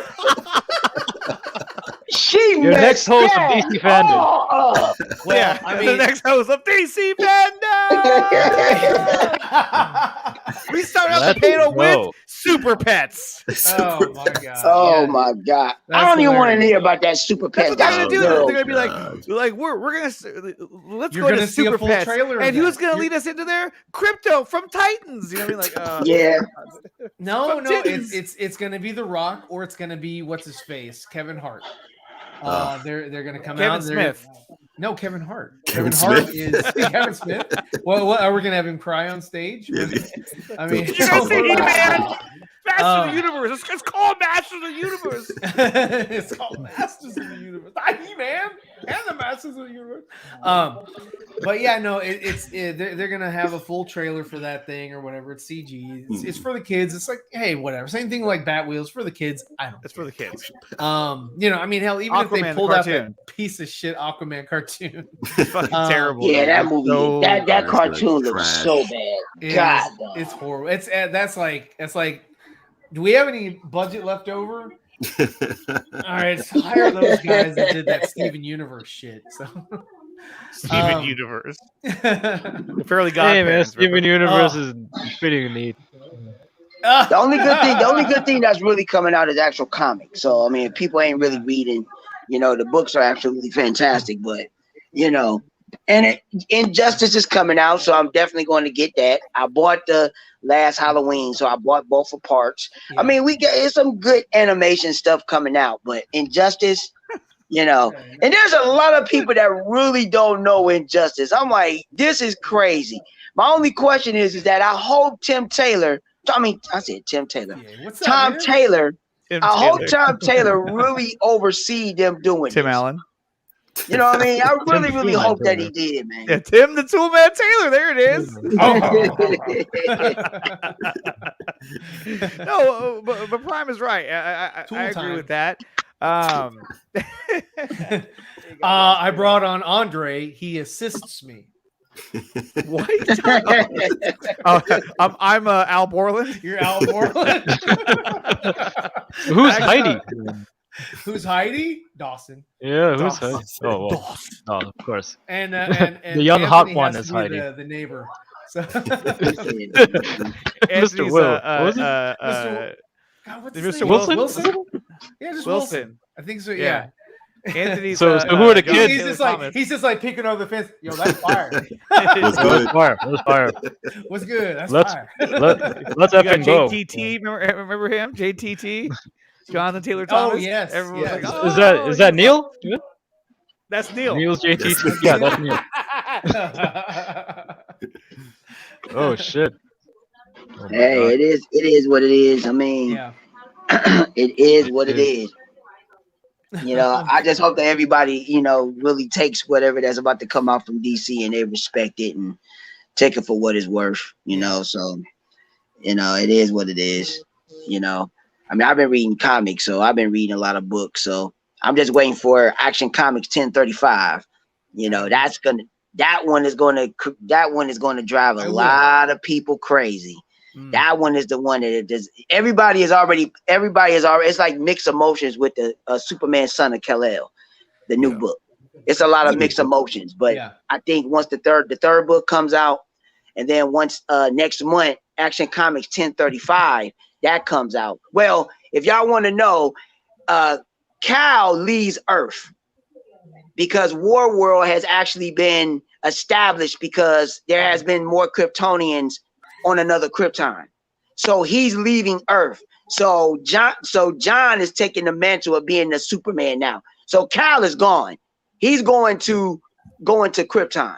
He's going to be on War World. And this is where it's going to get real because now he's going to be the real bona fide Superman now is John.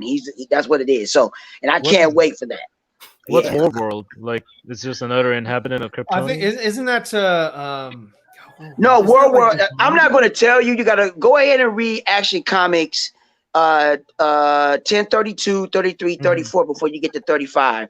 Once you read those, then you'll know exactly where it leads up to, and then you'll go from there. Because everything is leading all in together with Future State and everything. It's all intertwined together. But now Cal is leaving Earth. He is leaving because in the last book with John, and a lot of people was tripping out about it, talking about, well, the reason why he did not do a lot of stuff that how John feels in the new book is because he's not from this planet.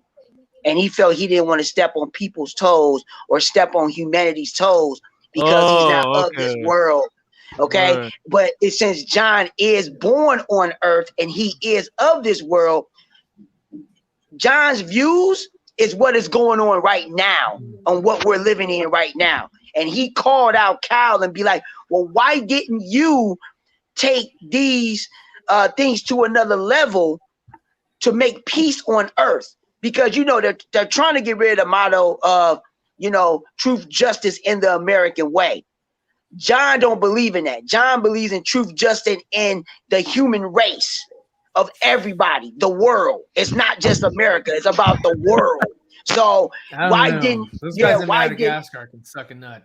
Right. So I mean, and to be honest with you, there's a lot of things there's a lot of stuff that's like there's parts of it like dealing stuff with the police and judgment and stuff like that. And there's a lot of stuff that you will relate with John and what Cal let go. Because Cal let the law handle things, where to the point where even though things weren't as just, John believes in justice and things to be just and where people get fair trials. All Cal just believed in was that, well, if you did something, you just need to go to jail, regardless of the outcome of the situation or what actually happened. So there's a lot of things where Cal and John don't agree on a lot of shit. And there's a lot of stuff that you're going to believe what John is talking about. But a lot of people that have been reading Superman is not really liking certain things of John's mentality or the way that I like John. Because he's putting a lot of stuff out there that I've been wondering why Cal ain't never, and why the writers never wrote Cal to do certain things. So, well, that's the whole dilemma, and that's the whole thing with BV, right? Like, must there be a Superman? That's the whole question is like Superman's all powerful and everything, but should he be involved in world affairs? Should he be involved in our affairs? When does it become a UN situation and everything?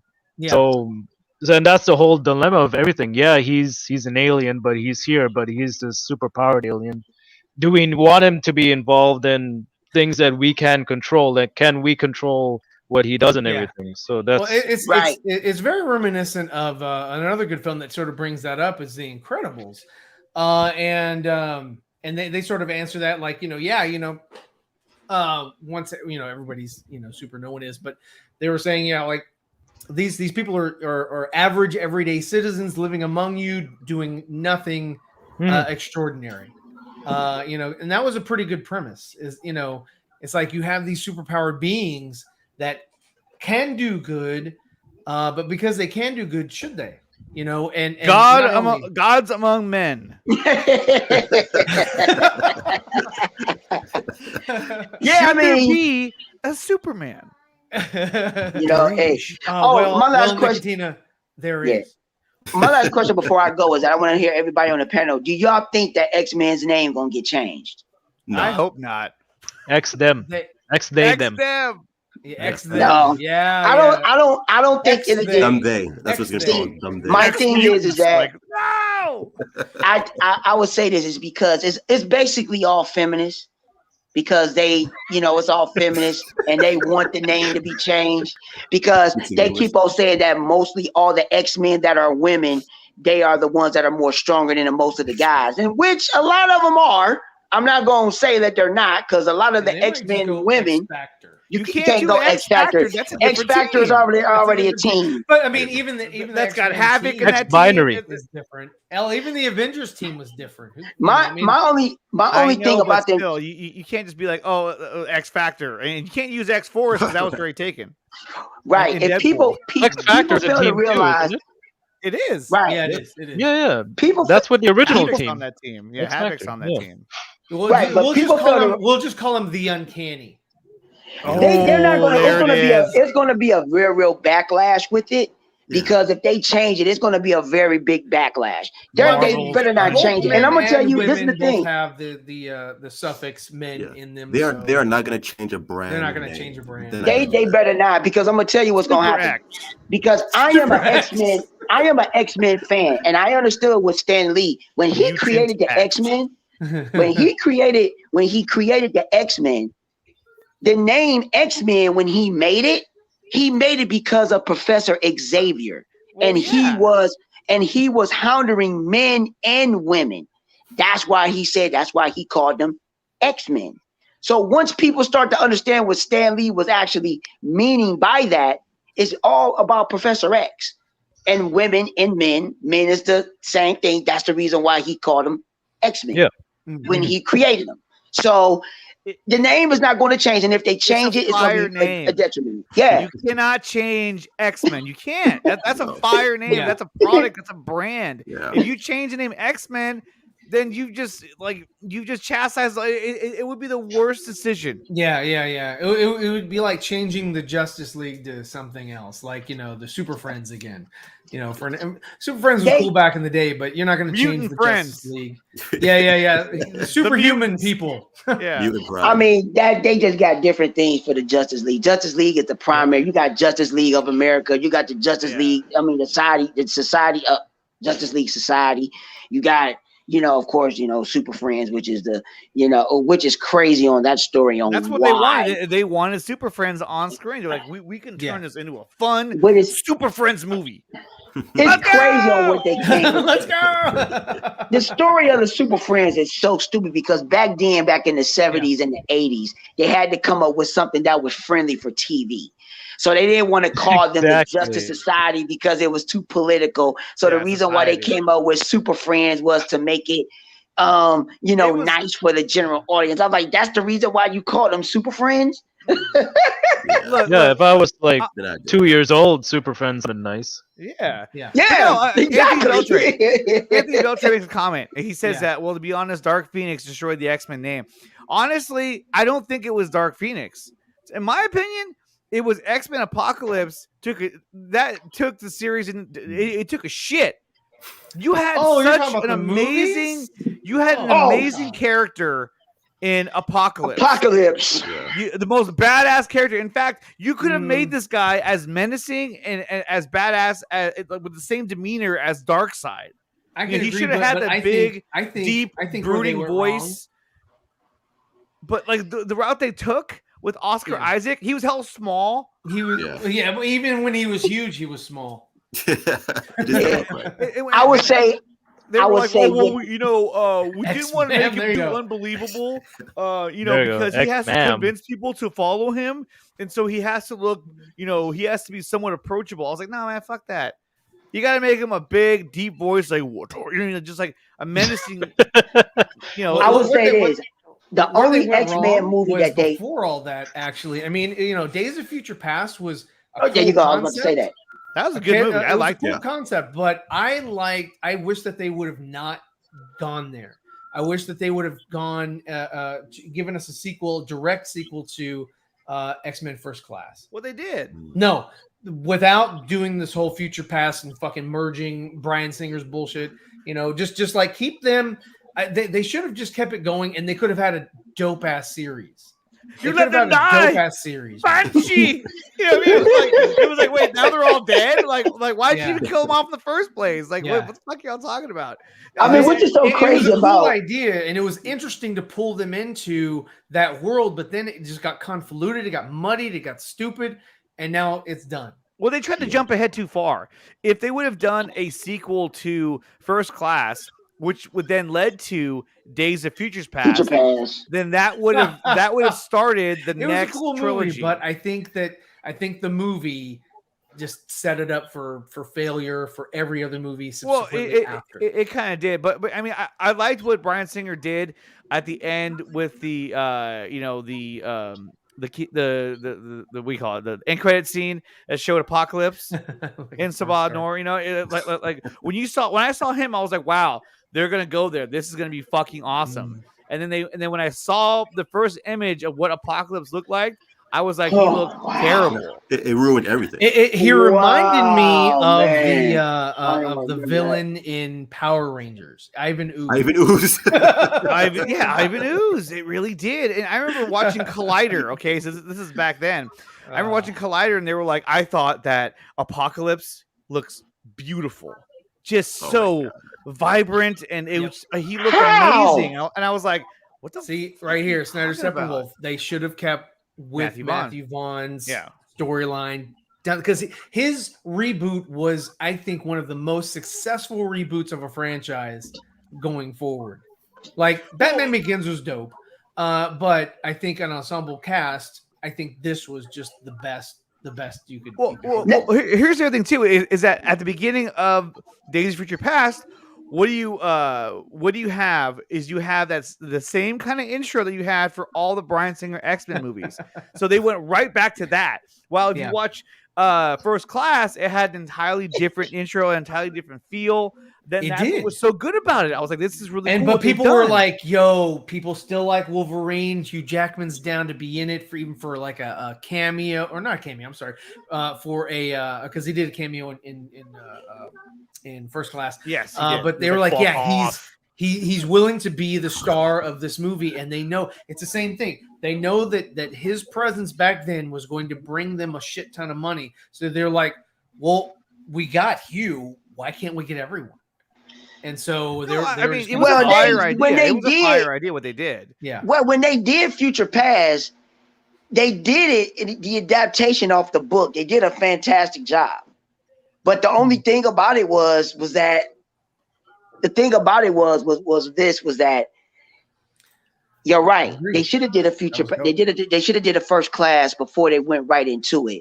And the bad thing about it was that they didn't build on right after Future Past. They wanted to do Dark Phoenix so quick, which was a bad idea in my estimation. That was a bad idea. And Fox is like, you had something great starting off. It's like, okay, Fox didn't know how to use the property of X-Men, in my opinion. Mm-hmm. They just didn't know what they was doing with the property. No idea. Now, because the only X-Men movies that were really good, I would say first is Future Past. It's Logan first, then Future Past, then First Class. Those are the three. Everybody gonna say, well, X2 was this. On Logan. Everybody I won't say anything about Logan. If people like Logan, that's fine. I don't care. Oh, you didn't like Logan? I'm not gonna fight that battle. Man, I've already watched. I watched that movie a year before. Man, it was a different movie.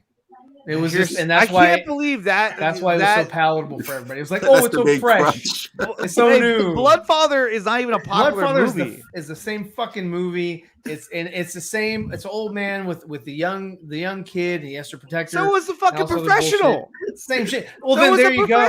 But this one just. But I'm not like comparing it. No, I think you're being judgmental because you're trying to get clicks. Judgmental. Like this movie, please. It was like, no. Smash the like button, everybody. I'm sorry. Yeah, smash the like button. I didn't like it. I just hard more than I love First Class. I mean, movie. It was somebody else's idea, and they were like, let's take that concept and plug it into Logan. If you look at First Class, right? What did they do that was probably something that you didn't think anyone was going to do?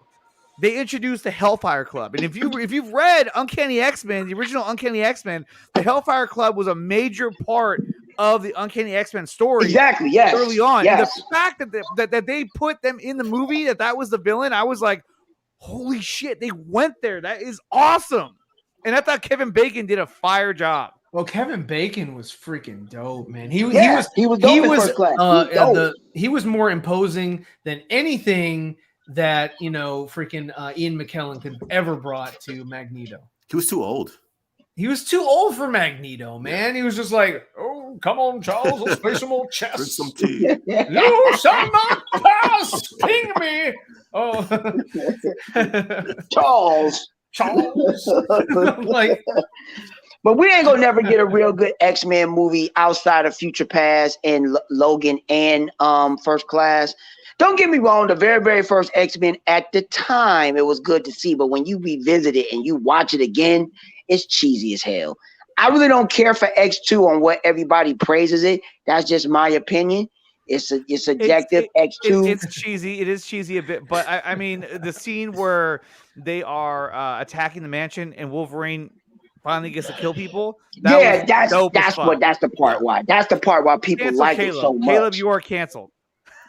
You know, and then so those first 3 movies, I'm not going to even think about those. I got them. I don't even watch them. But the only X-Men, I watch Future Past a lot. I mean, I love Days of Future Past. I mean, that was movie a good movie. Although I own First Class, and I would buy it again in a heartbeat because. But here's my thing. I own it as well. But the one thing I didn't like about Days of Future Past was a few things I didn't like about it. One thing I didn't like was that they made the Sentinels look really fucking weird. And I didn't like that. I wanted the traditional Sentinel look, but more high, just amped up a little bit. I thought that, but I get what they were going for because you can't just have robots running around with shooting lasers. They have to be able to adapt to the mutants' ability. Like Terminator, like the Terminator, like but robots like the size of the lasers. It makes the story more interesting. It's basically they did a lot of concepts from the book, though. Nicotine. They did. No, they definitely did. But I just thought that First Class had something that this one didn't have. It had a different vibe. It had a different vibe to it. I didn't agree with the characters. I thought some of the characters that they added to the team were a little useless. Oh, the stripper. The stripper was there for Firefly. The Firefly. She was just. I was like, why is she in this? Like, this is so useless. But I don't know why she's there. She didn't be there. Like, all you had to do was focus on the original team, which was what? It was Cyclops, Storm, Beast, Storm. Storm wasn't there in the beginning though. Storm came on later. Yeah, she was. Wait a minute, no, Storm. It depends on which version you talking about. I'm talking about. See, I'm going by 91. When Jim Lee took over, when it was right, just that's X-Men, what I'm going by. Yeah, then she was already there. But if you go to Uncanny X-Men, Chris Claremont, Angel. What's her name? Storm wasn't there yet. They meet Storm later on, but the original team was Jean Grey, Cyclops, Beast, and there's one. Angel. Angel, that's right. That should have been the team right there. And then you show their progressions. You know what I mean? Instead, you saw Angel in Apocalypse, and then he actually dies, which you're like, oh, okay, I guess he's dead. All right. But that was the Foxverse. They're like, hey, if we don't know what to do with them, let's just kill them off. Yeah, Havoc was useless dope. in this movie. I thought he was great. I thought he was way better than Cyclops. Who, Havoc? Yeah. In First Class? In First Class, man. What did he do? He did a lot of damage. He cut off that head. I think through that. No, he didn't do much, but he was dope. He was dope. I liked how his powers worked and how they kind of incorporated that, and you could see it and all that. I thought that was pretty cool. That's what I liked most about it. But all right, man. Hey, I see Prime. You gotta bounce, man. I appreciate you jumping on. And he's gone. So yeah, man, he's got to go. Hey, when Prime's got to go, Prime's gonna go. He's like, oh God, I gotta go. He's like, ooh, actual factuals. I gotta go actual factuals. I gotta take shit. But yeah, okay. So James Wan after Aquaman 2, not Chris Wan, not Chris Wan. Pink Plum Flicks. Not Chris Wan. Like, share, and subscribe. I'm sure he would love. Yeah, I'm sure he'd love to direct a movie, but I'm talking about James Wan. After Aquaman 2, do you think that he would come back? Since I don't know, dude. I'm a one-track mind. There he is. Okay, so Nicotina, cancel Caleb right now. God damn it. Come on, Caleb.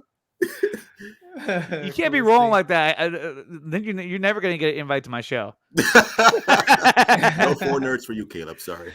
Yeah, the 4 nerds featuring Caleb. So Steve, what are your thoughts on James after this movie here that he's finished with? Is it true that he will not come back and direct a third Aquaman movie? I agree. Who gives a fuck? I don't know. I mean, it's like that's it. You're in timeout. We give a fuck. So I don't know. Do we? Well, did you see the other tweet I sent you? It was right before the other one. It was before the other one from the Scanline. The Scanline video, if you guys haven't seen that yet, definitely check that out. That shit was fire. They showed. You talking about Justice is Gray? Yeah, I thought it was funny because it's like, oh yeah, you can do that. Yeah. Here we go. So for all you people who bought the physical copy of Zack Snyder's Justice League, but you're like, man, I really want to watch Justice is Gray, so maybe I shouldn't cancel my HBO Max subscription. Well, here's a little insight on what you can do to kind of get around that. If Ryan can figure out how to share screen. 1, 2, 3 movies. Don't put it on your super widescreen because it makes the picture hell small. Okay, hold on. Actual factual. Actual factual. Dang it. Okay, so here it is. So you've got your movie here, and you want to watch Justice is Gray. You go all the way down to color. And there you go. And there you have it, guys. Justice is Gray. I thought that was funny. I was like, yeah. It's like, no shit, right? No. It's not as simple as that. What they do is they work with the values of the different colors. And that's why when you watch Justice is Gray, some things pop and some things don't from when you watch it in color. So it's a very different experience than that. But yes, if you want to go that route, then yes, follow what Nicotina did, his instructions, and you should be good to go. Justice is Gray Home Edition. What do you think about Justice is Gray and James Wan? Justice Gray is awesome. James Wan, I believe him. I don't think he would come back for a sequel. Because yes, Caleb, we talked about that at the top of the hour. Yeah, where were you, top Caleb? Of the hour. Yeah, I know, Caleb. Come on, man. Like you were here. You were just bullshitting in the chat. Yeah, he probably was. Yeah. He wasn't like, listening to what we were talking about. But no, I mean, I don't think he'll do another one after Aquaman 3. I think this will kind of wrap up his trilogy. But then again, if they throw a lot of money at him, he'll be like, all right, Aquaman 4, here we come. I mean, we don't know how these people operate. You know what I mean? He might say, yeah, that's my last one. They're like, okay, well, we'll pay you gobs of money. Okay, let's go. Well, perfect. Yeah, that's usually what they do. They're like, yeah, no, I'm not going to do another one. Oh, hey, I forgot to bring this up. So the other day I was at work, right, and we play music, during while we're working on a stereo thing, and it helps out the crew and all that. The spirits. And so we were listening to a rap song. And I don't even know what song it was. Then during the song, it was like perfect. He was doing that, and I was like, it was the same sound from. He was like looking for Film Gob. Yeah, I was that's what I heard. I was like, that's Film Gob. It's like, who's watching Film Gob? It's on my break. What did I do on my break? I went and watched Film Gob. I went and watched Film Gob's videos. I was like, oh yeah, I gotta watch this. Oh, that's it. That's it. That's the story. Oh well, thank you for sharing. Actual factual. Wonderful. Yeah. Actual Don't forget to subscribe to Nicotina for more stories. Short stories. Short stories. Yeah. Short stories. Yeah, you know what? That would be a dope movie. X-Men versus the Avengers. Yeah, I'd be totally down to see that, man. Now this is another controversial topic. And I think we've all don't do this. No, go ahead. Okay. Would you recast Hugh Jackman as Wolverine for Disney's Wolverine? I think yes. I mean, why wouldn't you? He's going to draw a shit ton of money. Everyone's going to be like, yes, I will go see it. I will go see it right now. Bully Tina. There we go. Nick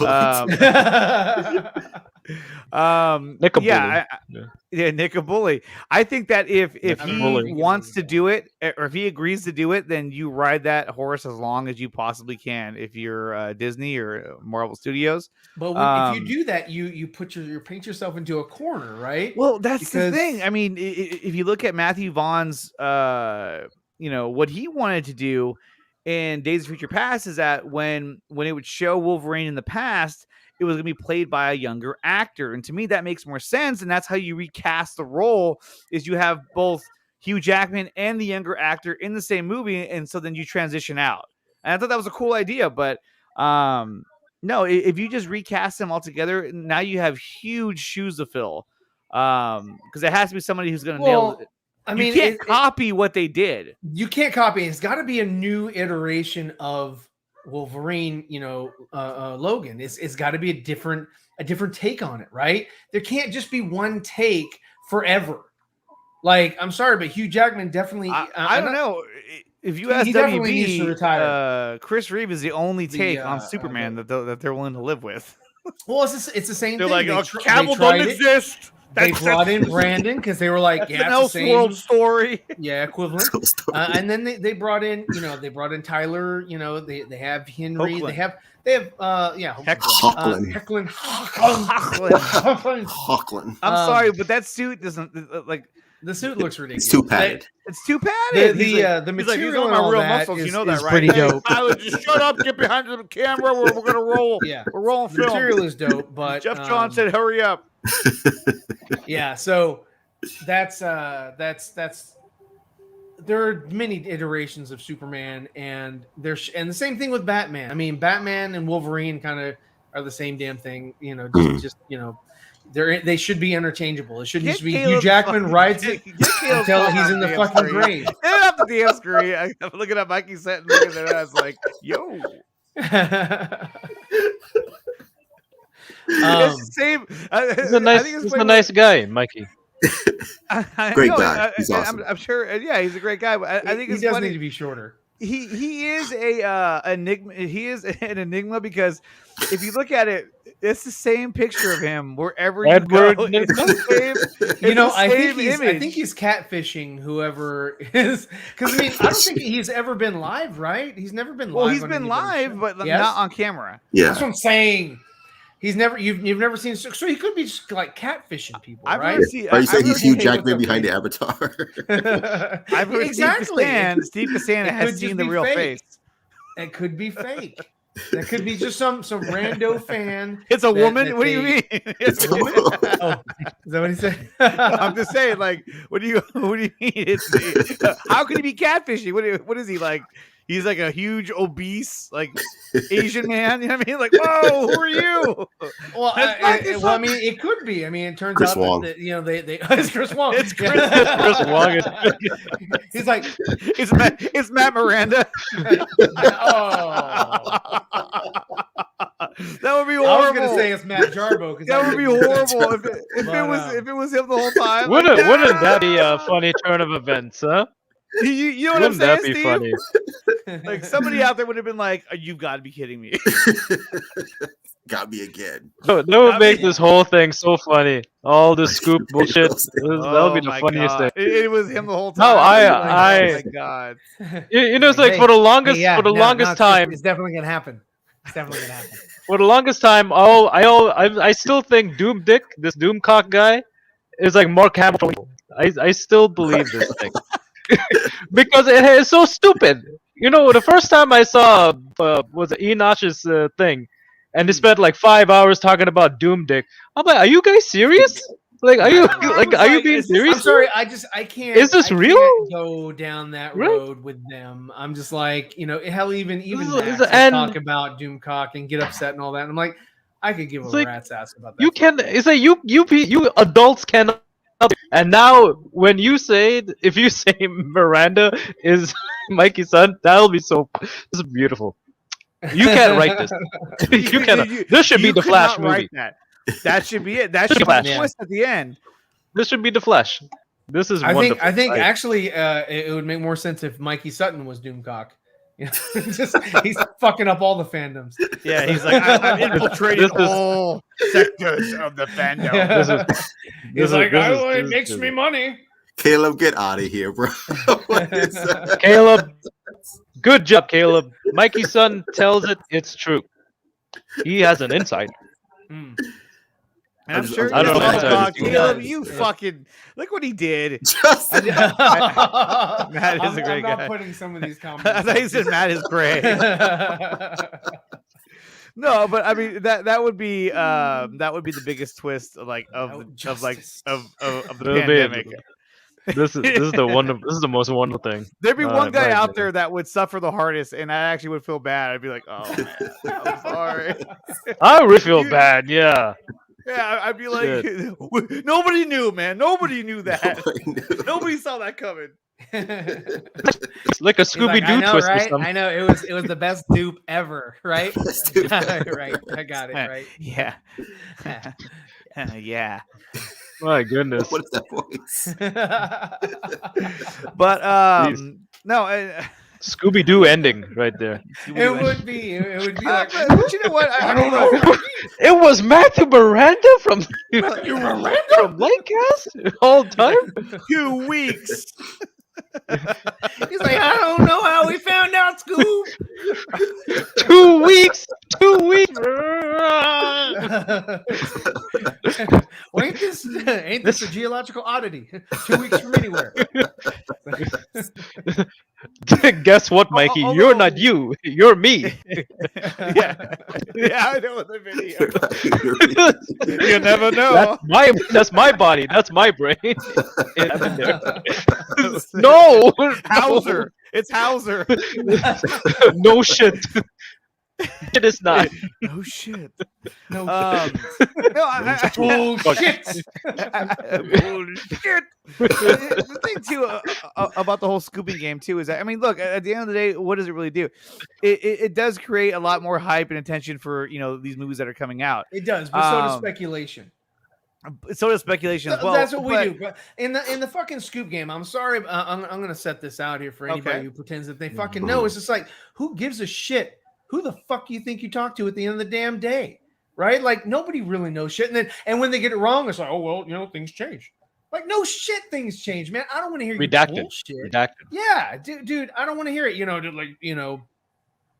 What is it, like the fucking Boston Globe or whatever it is? Like Boston fucking National Globe. Enquirer. Like, do you remember the last time we did a retraction? Hey, that's when the Men in Black those kicked their guys?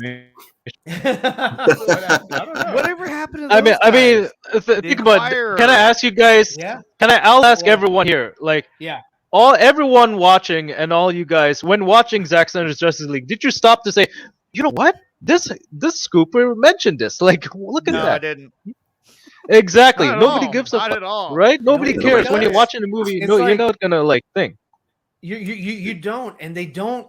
These people don't really gain anything other than the clicks. Yeah. Right. The draw to their website. Like, that was the only thing that I really liked about the Culture Nerd website, was because there's no ads on it, right? Yeah. But if you go to you go to Geekosity, you go to fucking Giant Robot, whatever the fuck, you go to anywhere else, you're gonna get bombarded with these stupid ads and shit because they get paid for clicks, right?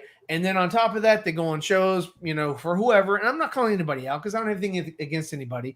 But it's just like, Right. you act like you're going to get scoops or some inside information or whatever. Nobody knows shit at the end of the fucking day, and you give them super chats or you give them whatever. And like, it's fine. If that's the way you want to spend your money, just throw money, at whatever, then fine, dude. You do you.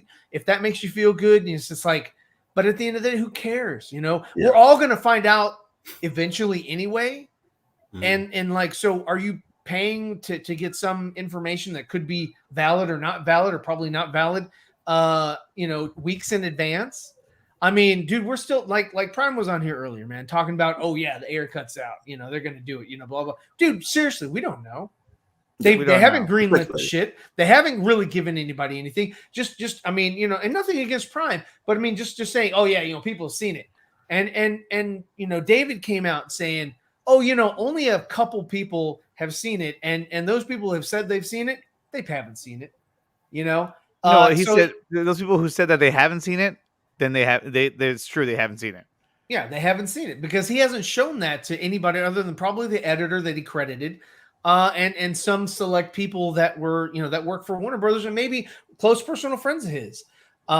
Just like Zack Snyder. Zack Snyder, had the assembly cut, and he showed it to Momoa and he showed it to some other people or whatever. But he only showed it to a certain crowd. But I mean, that doesn't necessarily mean or denote that we're actually going to get this shit, right? Yeah. Nobody fucking knows. right? We're a fandom later, and we're still talking about the Ayer cut. Well, here's the thing. I mean, like, I actually really, really like what Steve said. He's like, when you were watching the movie, were you thinking about, oh, was this super right? Was that super right? No, I wasn't even thinking exactly. about that. I was just mesmerized. And I gotta say this too. I watch your stream. I watch Nicotina's, like, subscribe to Nicotina channel. Just want to put there. I subscribe. I watch Sil streams, everything. I'm sorry, but everyone watching, but some of you motherfuckers, you ask the same question every goddamn time. Didn't you watch a previous stream the other day? You're asking the same fucking questions. You don't know until you actually watch the movie. Then you know, right? That's a quote. Don't ask the same stupid. Everyone's asking the same question over again. Is Batfleck going to have this? Are we going to get a Batfleck movie? At the end of the day, what's going on with the Flash? Steve, people want to get that reassurance that something is going to happen. Well, that they're going to get what they want. They just want to hear. Is the Batfleck series going to happen? I want to listen to the person that says yes, and because they're aligning with what I want. Deep down inside, end of the day, at the end of the day, they don't know if it's going to happen. Yeah, probably. End of the day, none of us know anything because we're not in the room. Exactly. Even if we have an insider or people we know, we're not in the room writing the check, writing the signed contract to saying, yeah, make this happen. Yeah. We're not there. And we're just speculating. And the same thing with like, even what's his name, the guy from the corner or whatever, his friend, he had people at Warner Brothers that were giving him information, and they were giving him false information about the Snyder cut. Right? And like, no, it's definitely not coming out or whatever. And then within a week, we get the announcement. And he has legit people that work at Warner Brothers that told him some shit or whatever, because, the water cooler talk or whatnot. And he was being fed false or wrong or outdated information. And at the end of the day, who cares? That's why I always remember, like, I used to watch Collider when it was something. And I will never forget, like, April Wolf. They basically had the same thing. Everyone get the mailbag segment. They always ask the same questions and over again. When is this going to happen? When do you see the new X-Men? Or when are you going to see the new Marvel? Who's going to be cast or whatever? Then April just put it out. Guys, we just speculate. We're just reporting news and just speculate. We don't know what's happening. Yeah, even though some of us may work in the industry or maybe know some, so we just speculate what's happening here. So don't get mad at us, because they used to get mailbag people always saying, "Oh, you said this and you said this, but now it's not happening here. Is that happening?" No, we're just a speculation show. That's what all these scoops are. They're just speculation until you sit in the theater or you sit at home and you watch this stupid movie. And then you say, "Oh yeah, it's right." And then at the end of the day, I said, you're not gonna say, "Oh, the Umberto said this," or "Yeah, I remember that." Nobody shit, right? Yeah. Right. Because that's what it is. The same thing with the whole thing that what's her face does. Pinocchio. What's her name? Dory. God, dog. What is her name? Randolph. Grace Randolph.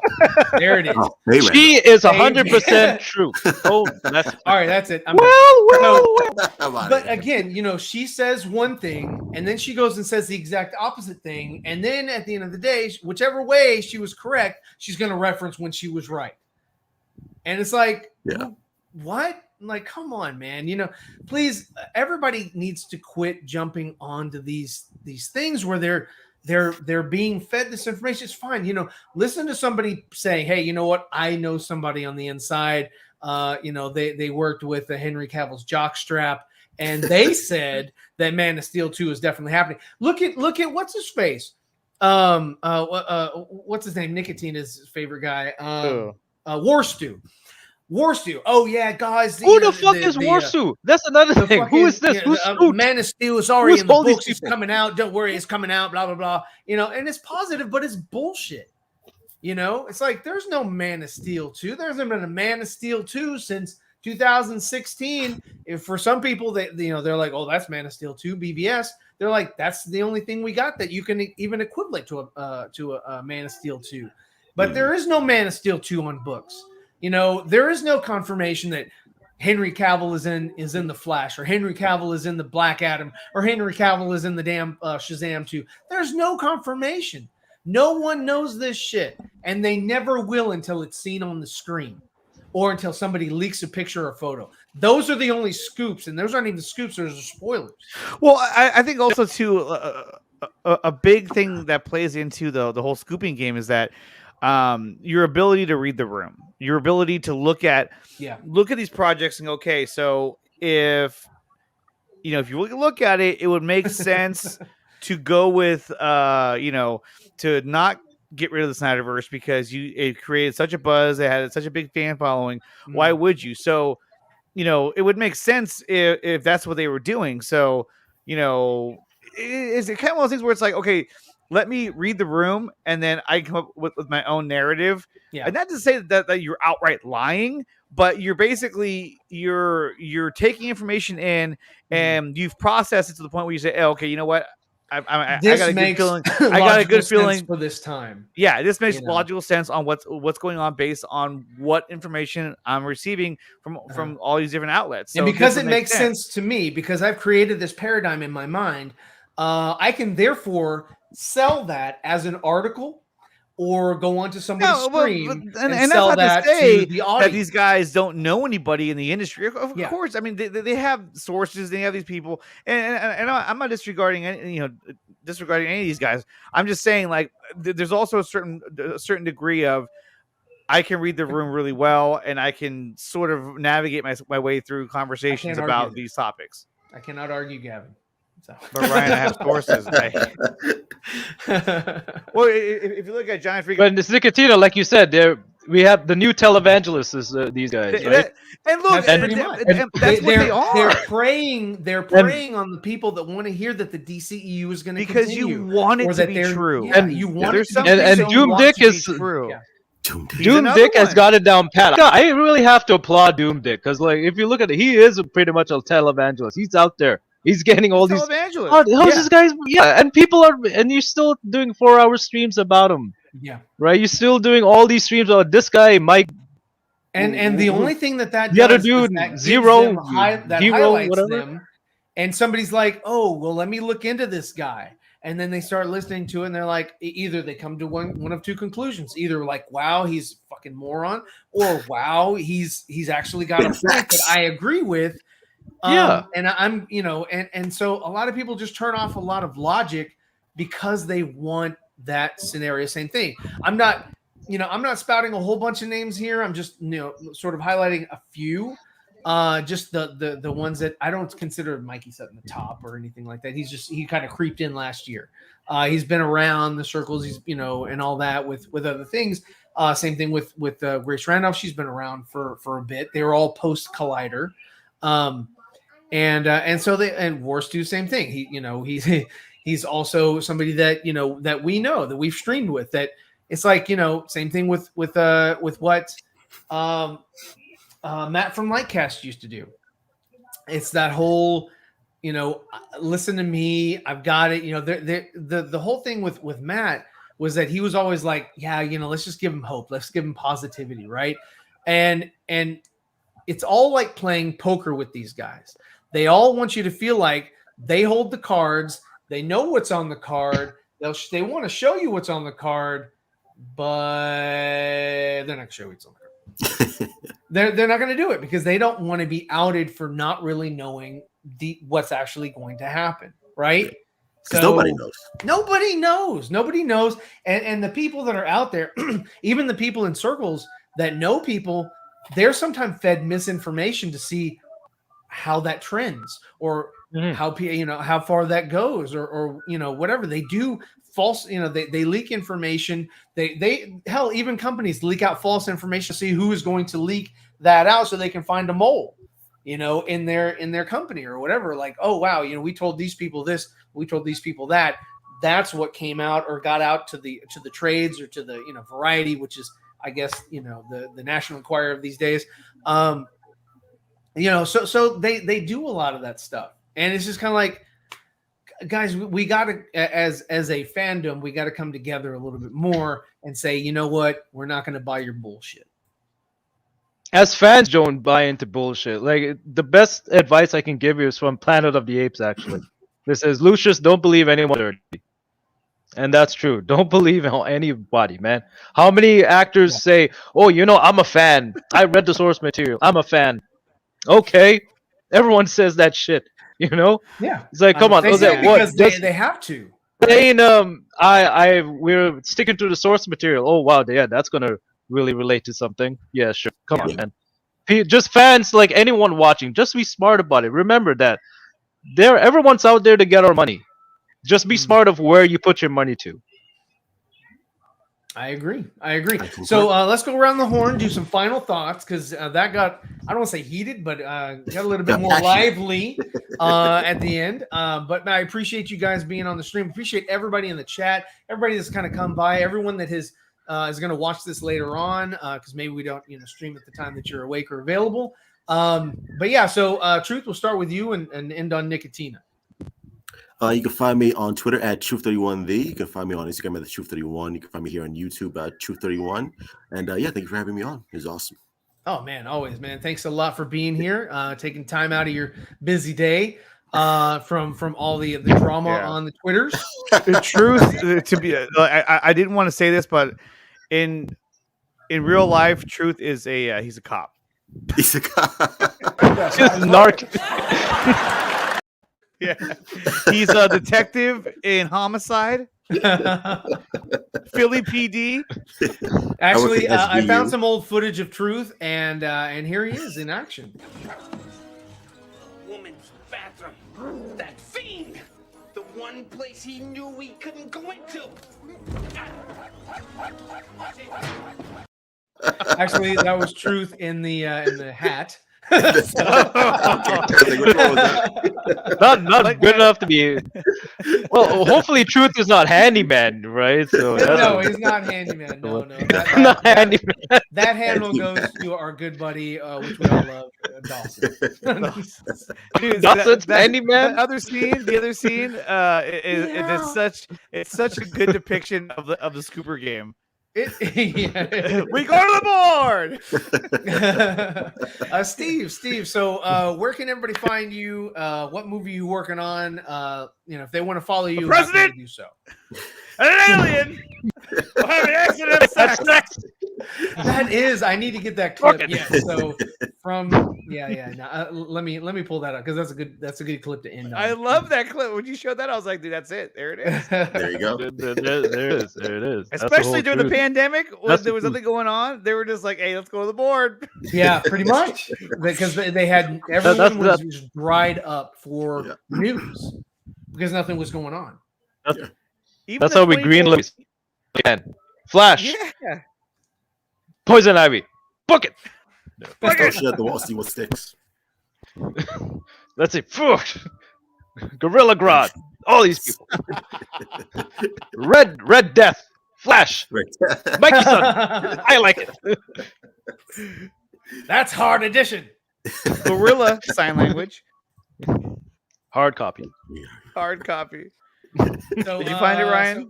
I got it. I got it ready for us. I got it right here. I got it right here. I got something for that ass.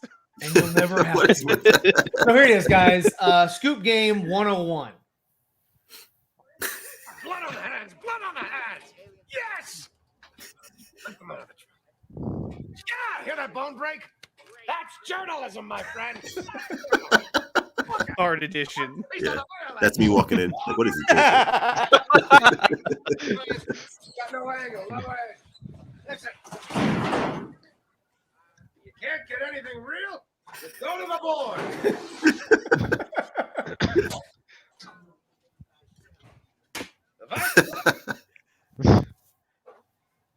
And an alien.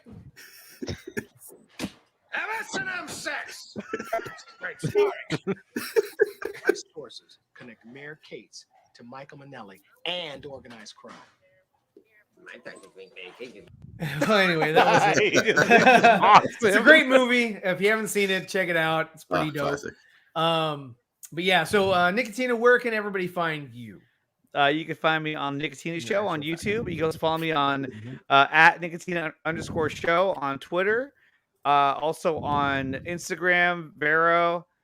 And yeah, man, check it out. We go live. I go live every Monday, and then occasionally I go live on Saturdays as well, as long as I'm off the next day.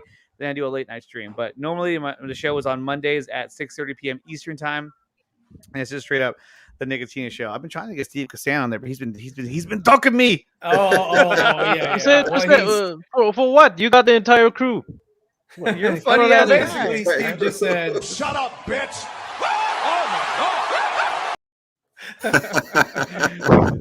And we were like, "Oh, that's cold."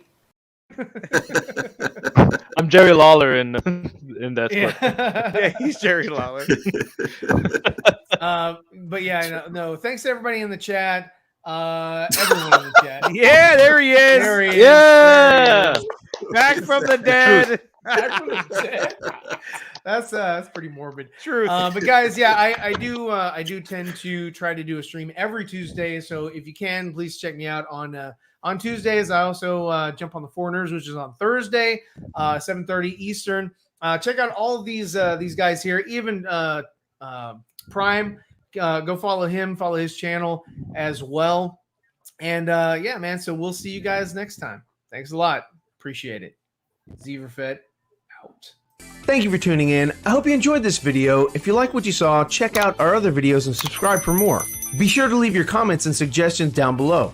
Don't forget to check out our TeePublic and Teespring store. And a thank you to all of my Patreon supporters. Your support is much appreciated. Follow me on Instagram and Twitter. This is Zeeverfett signing off.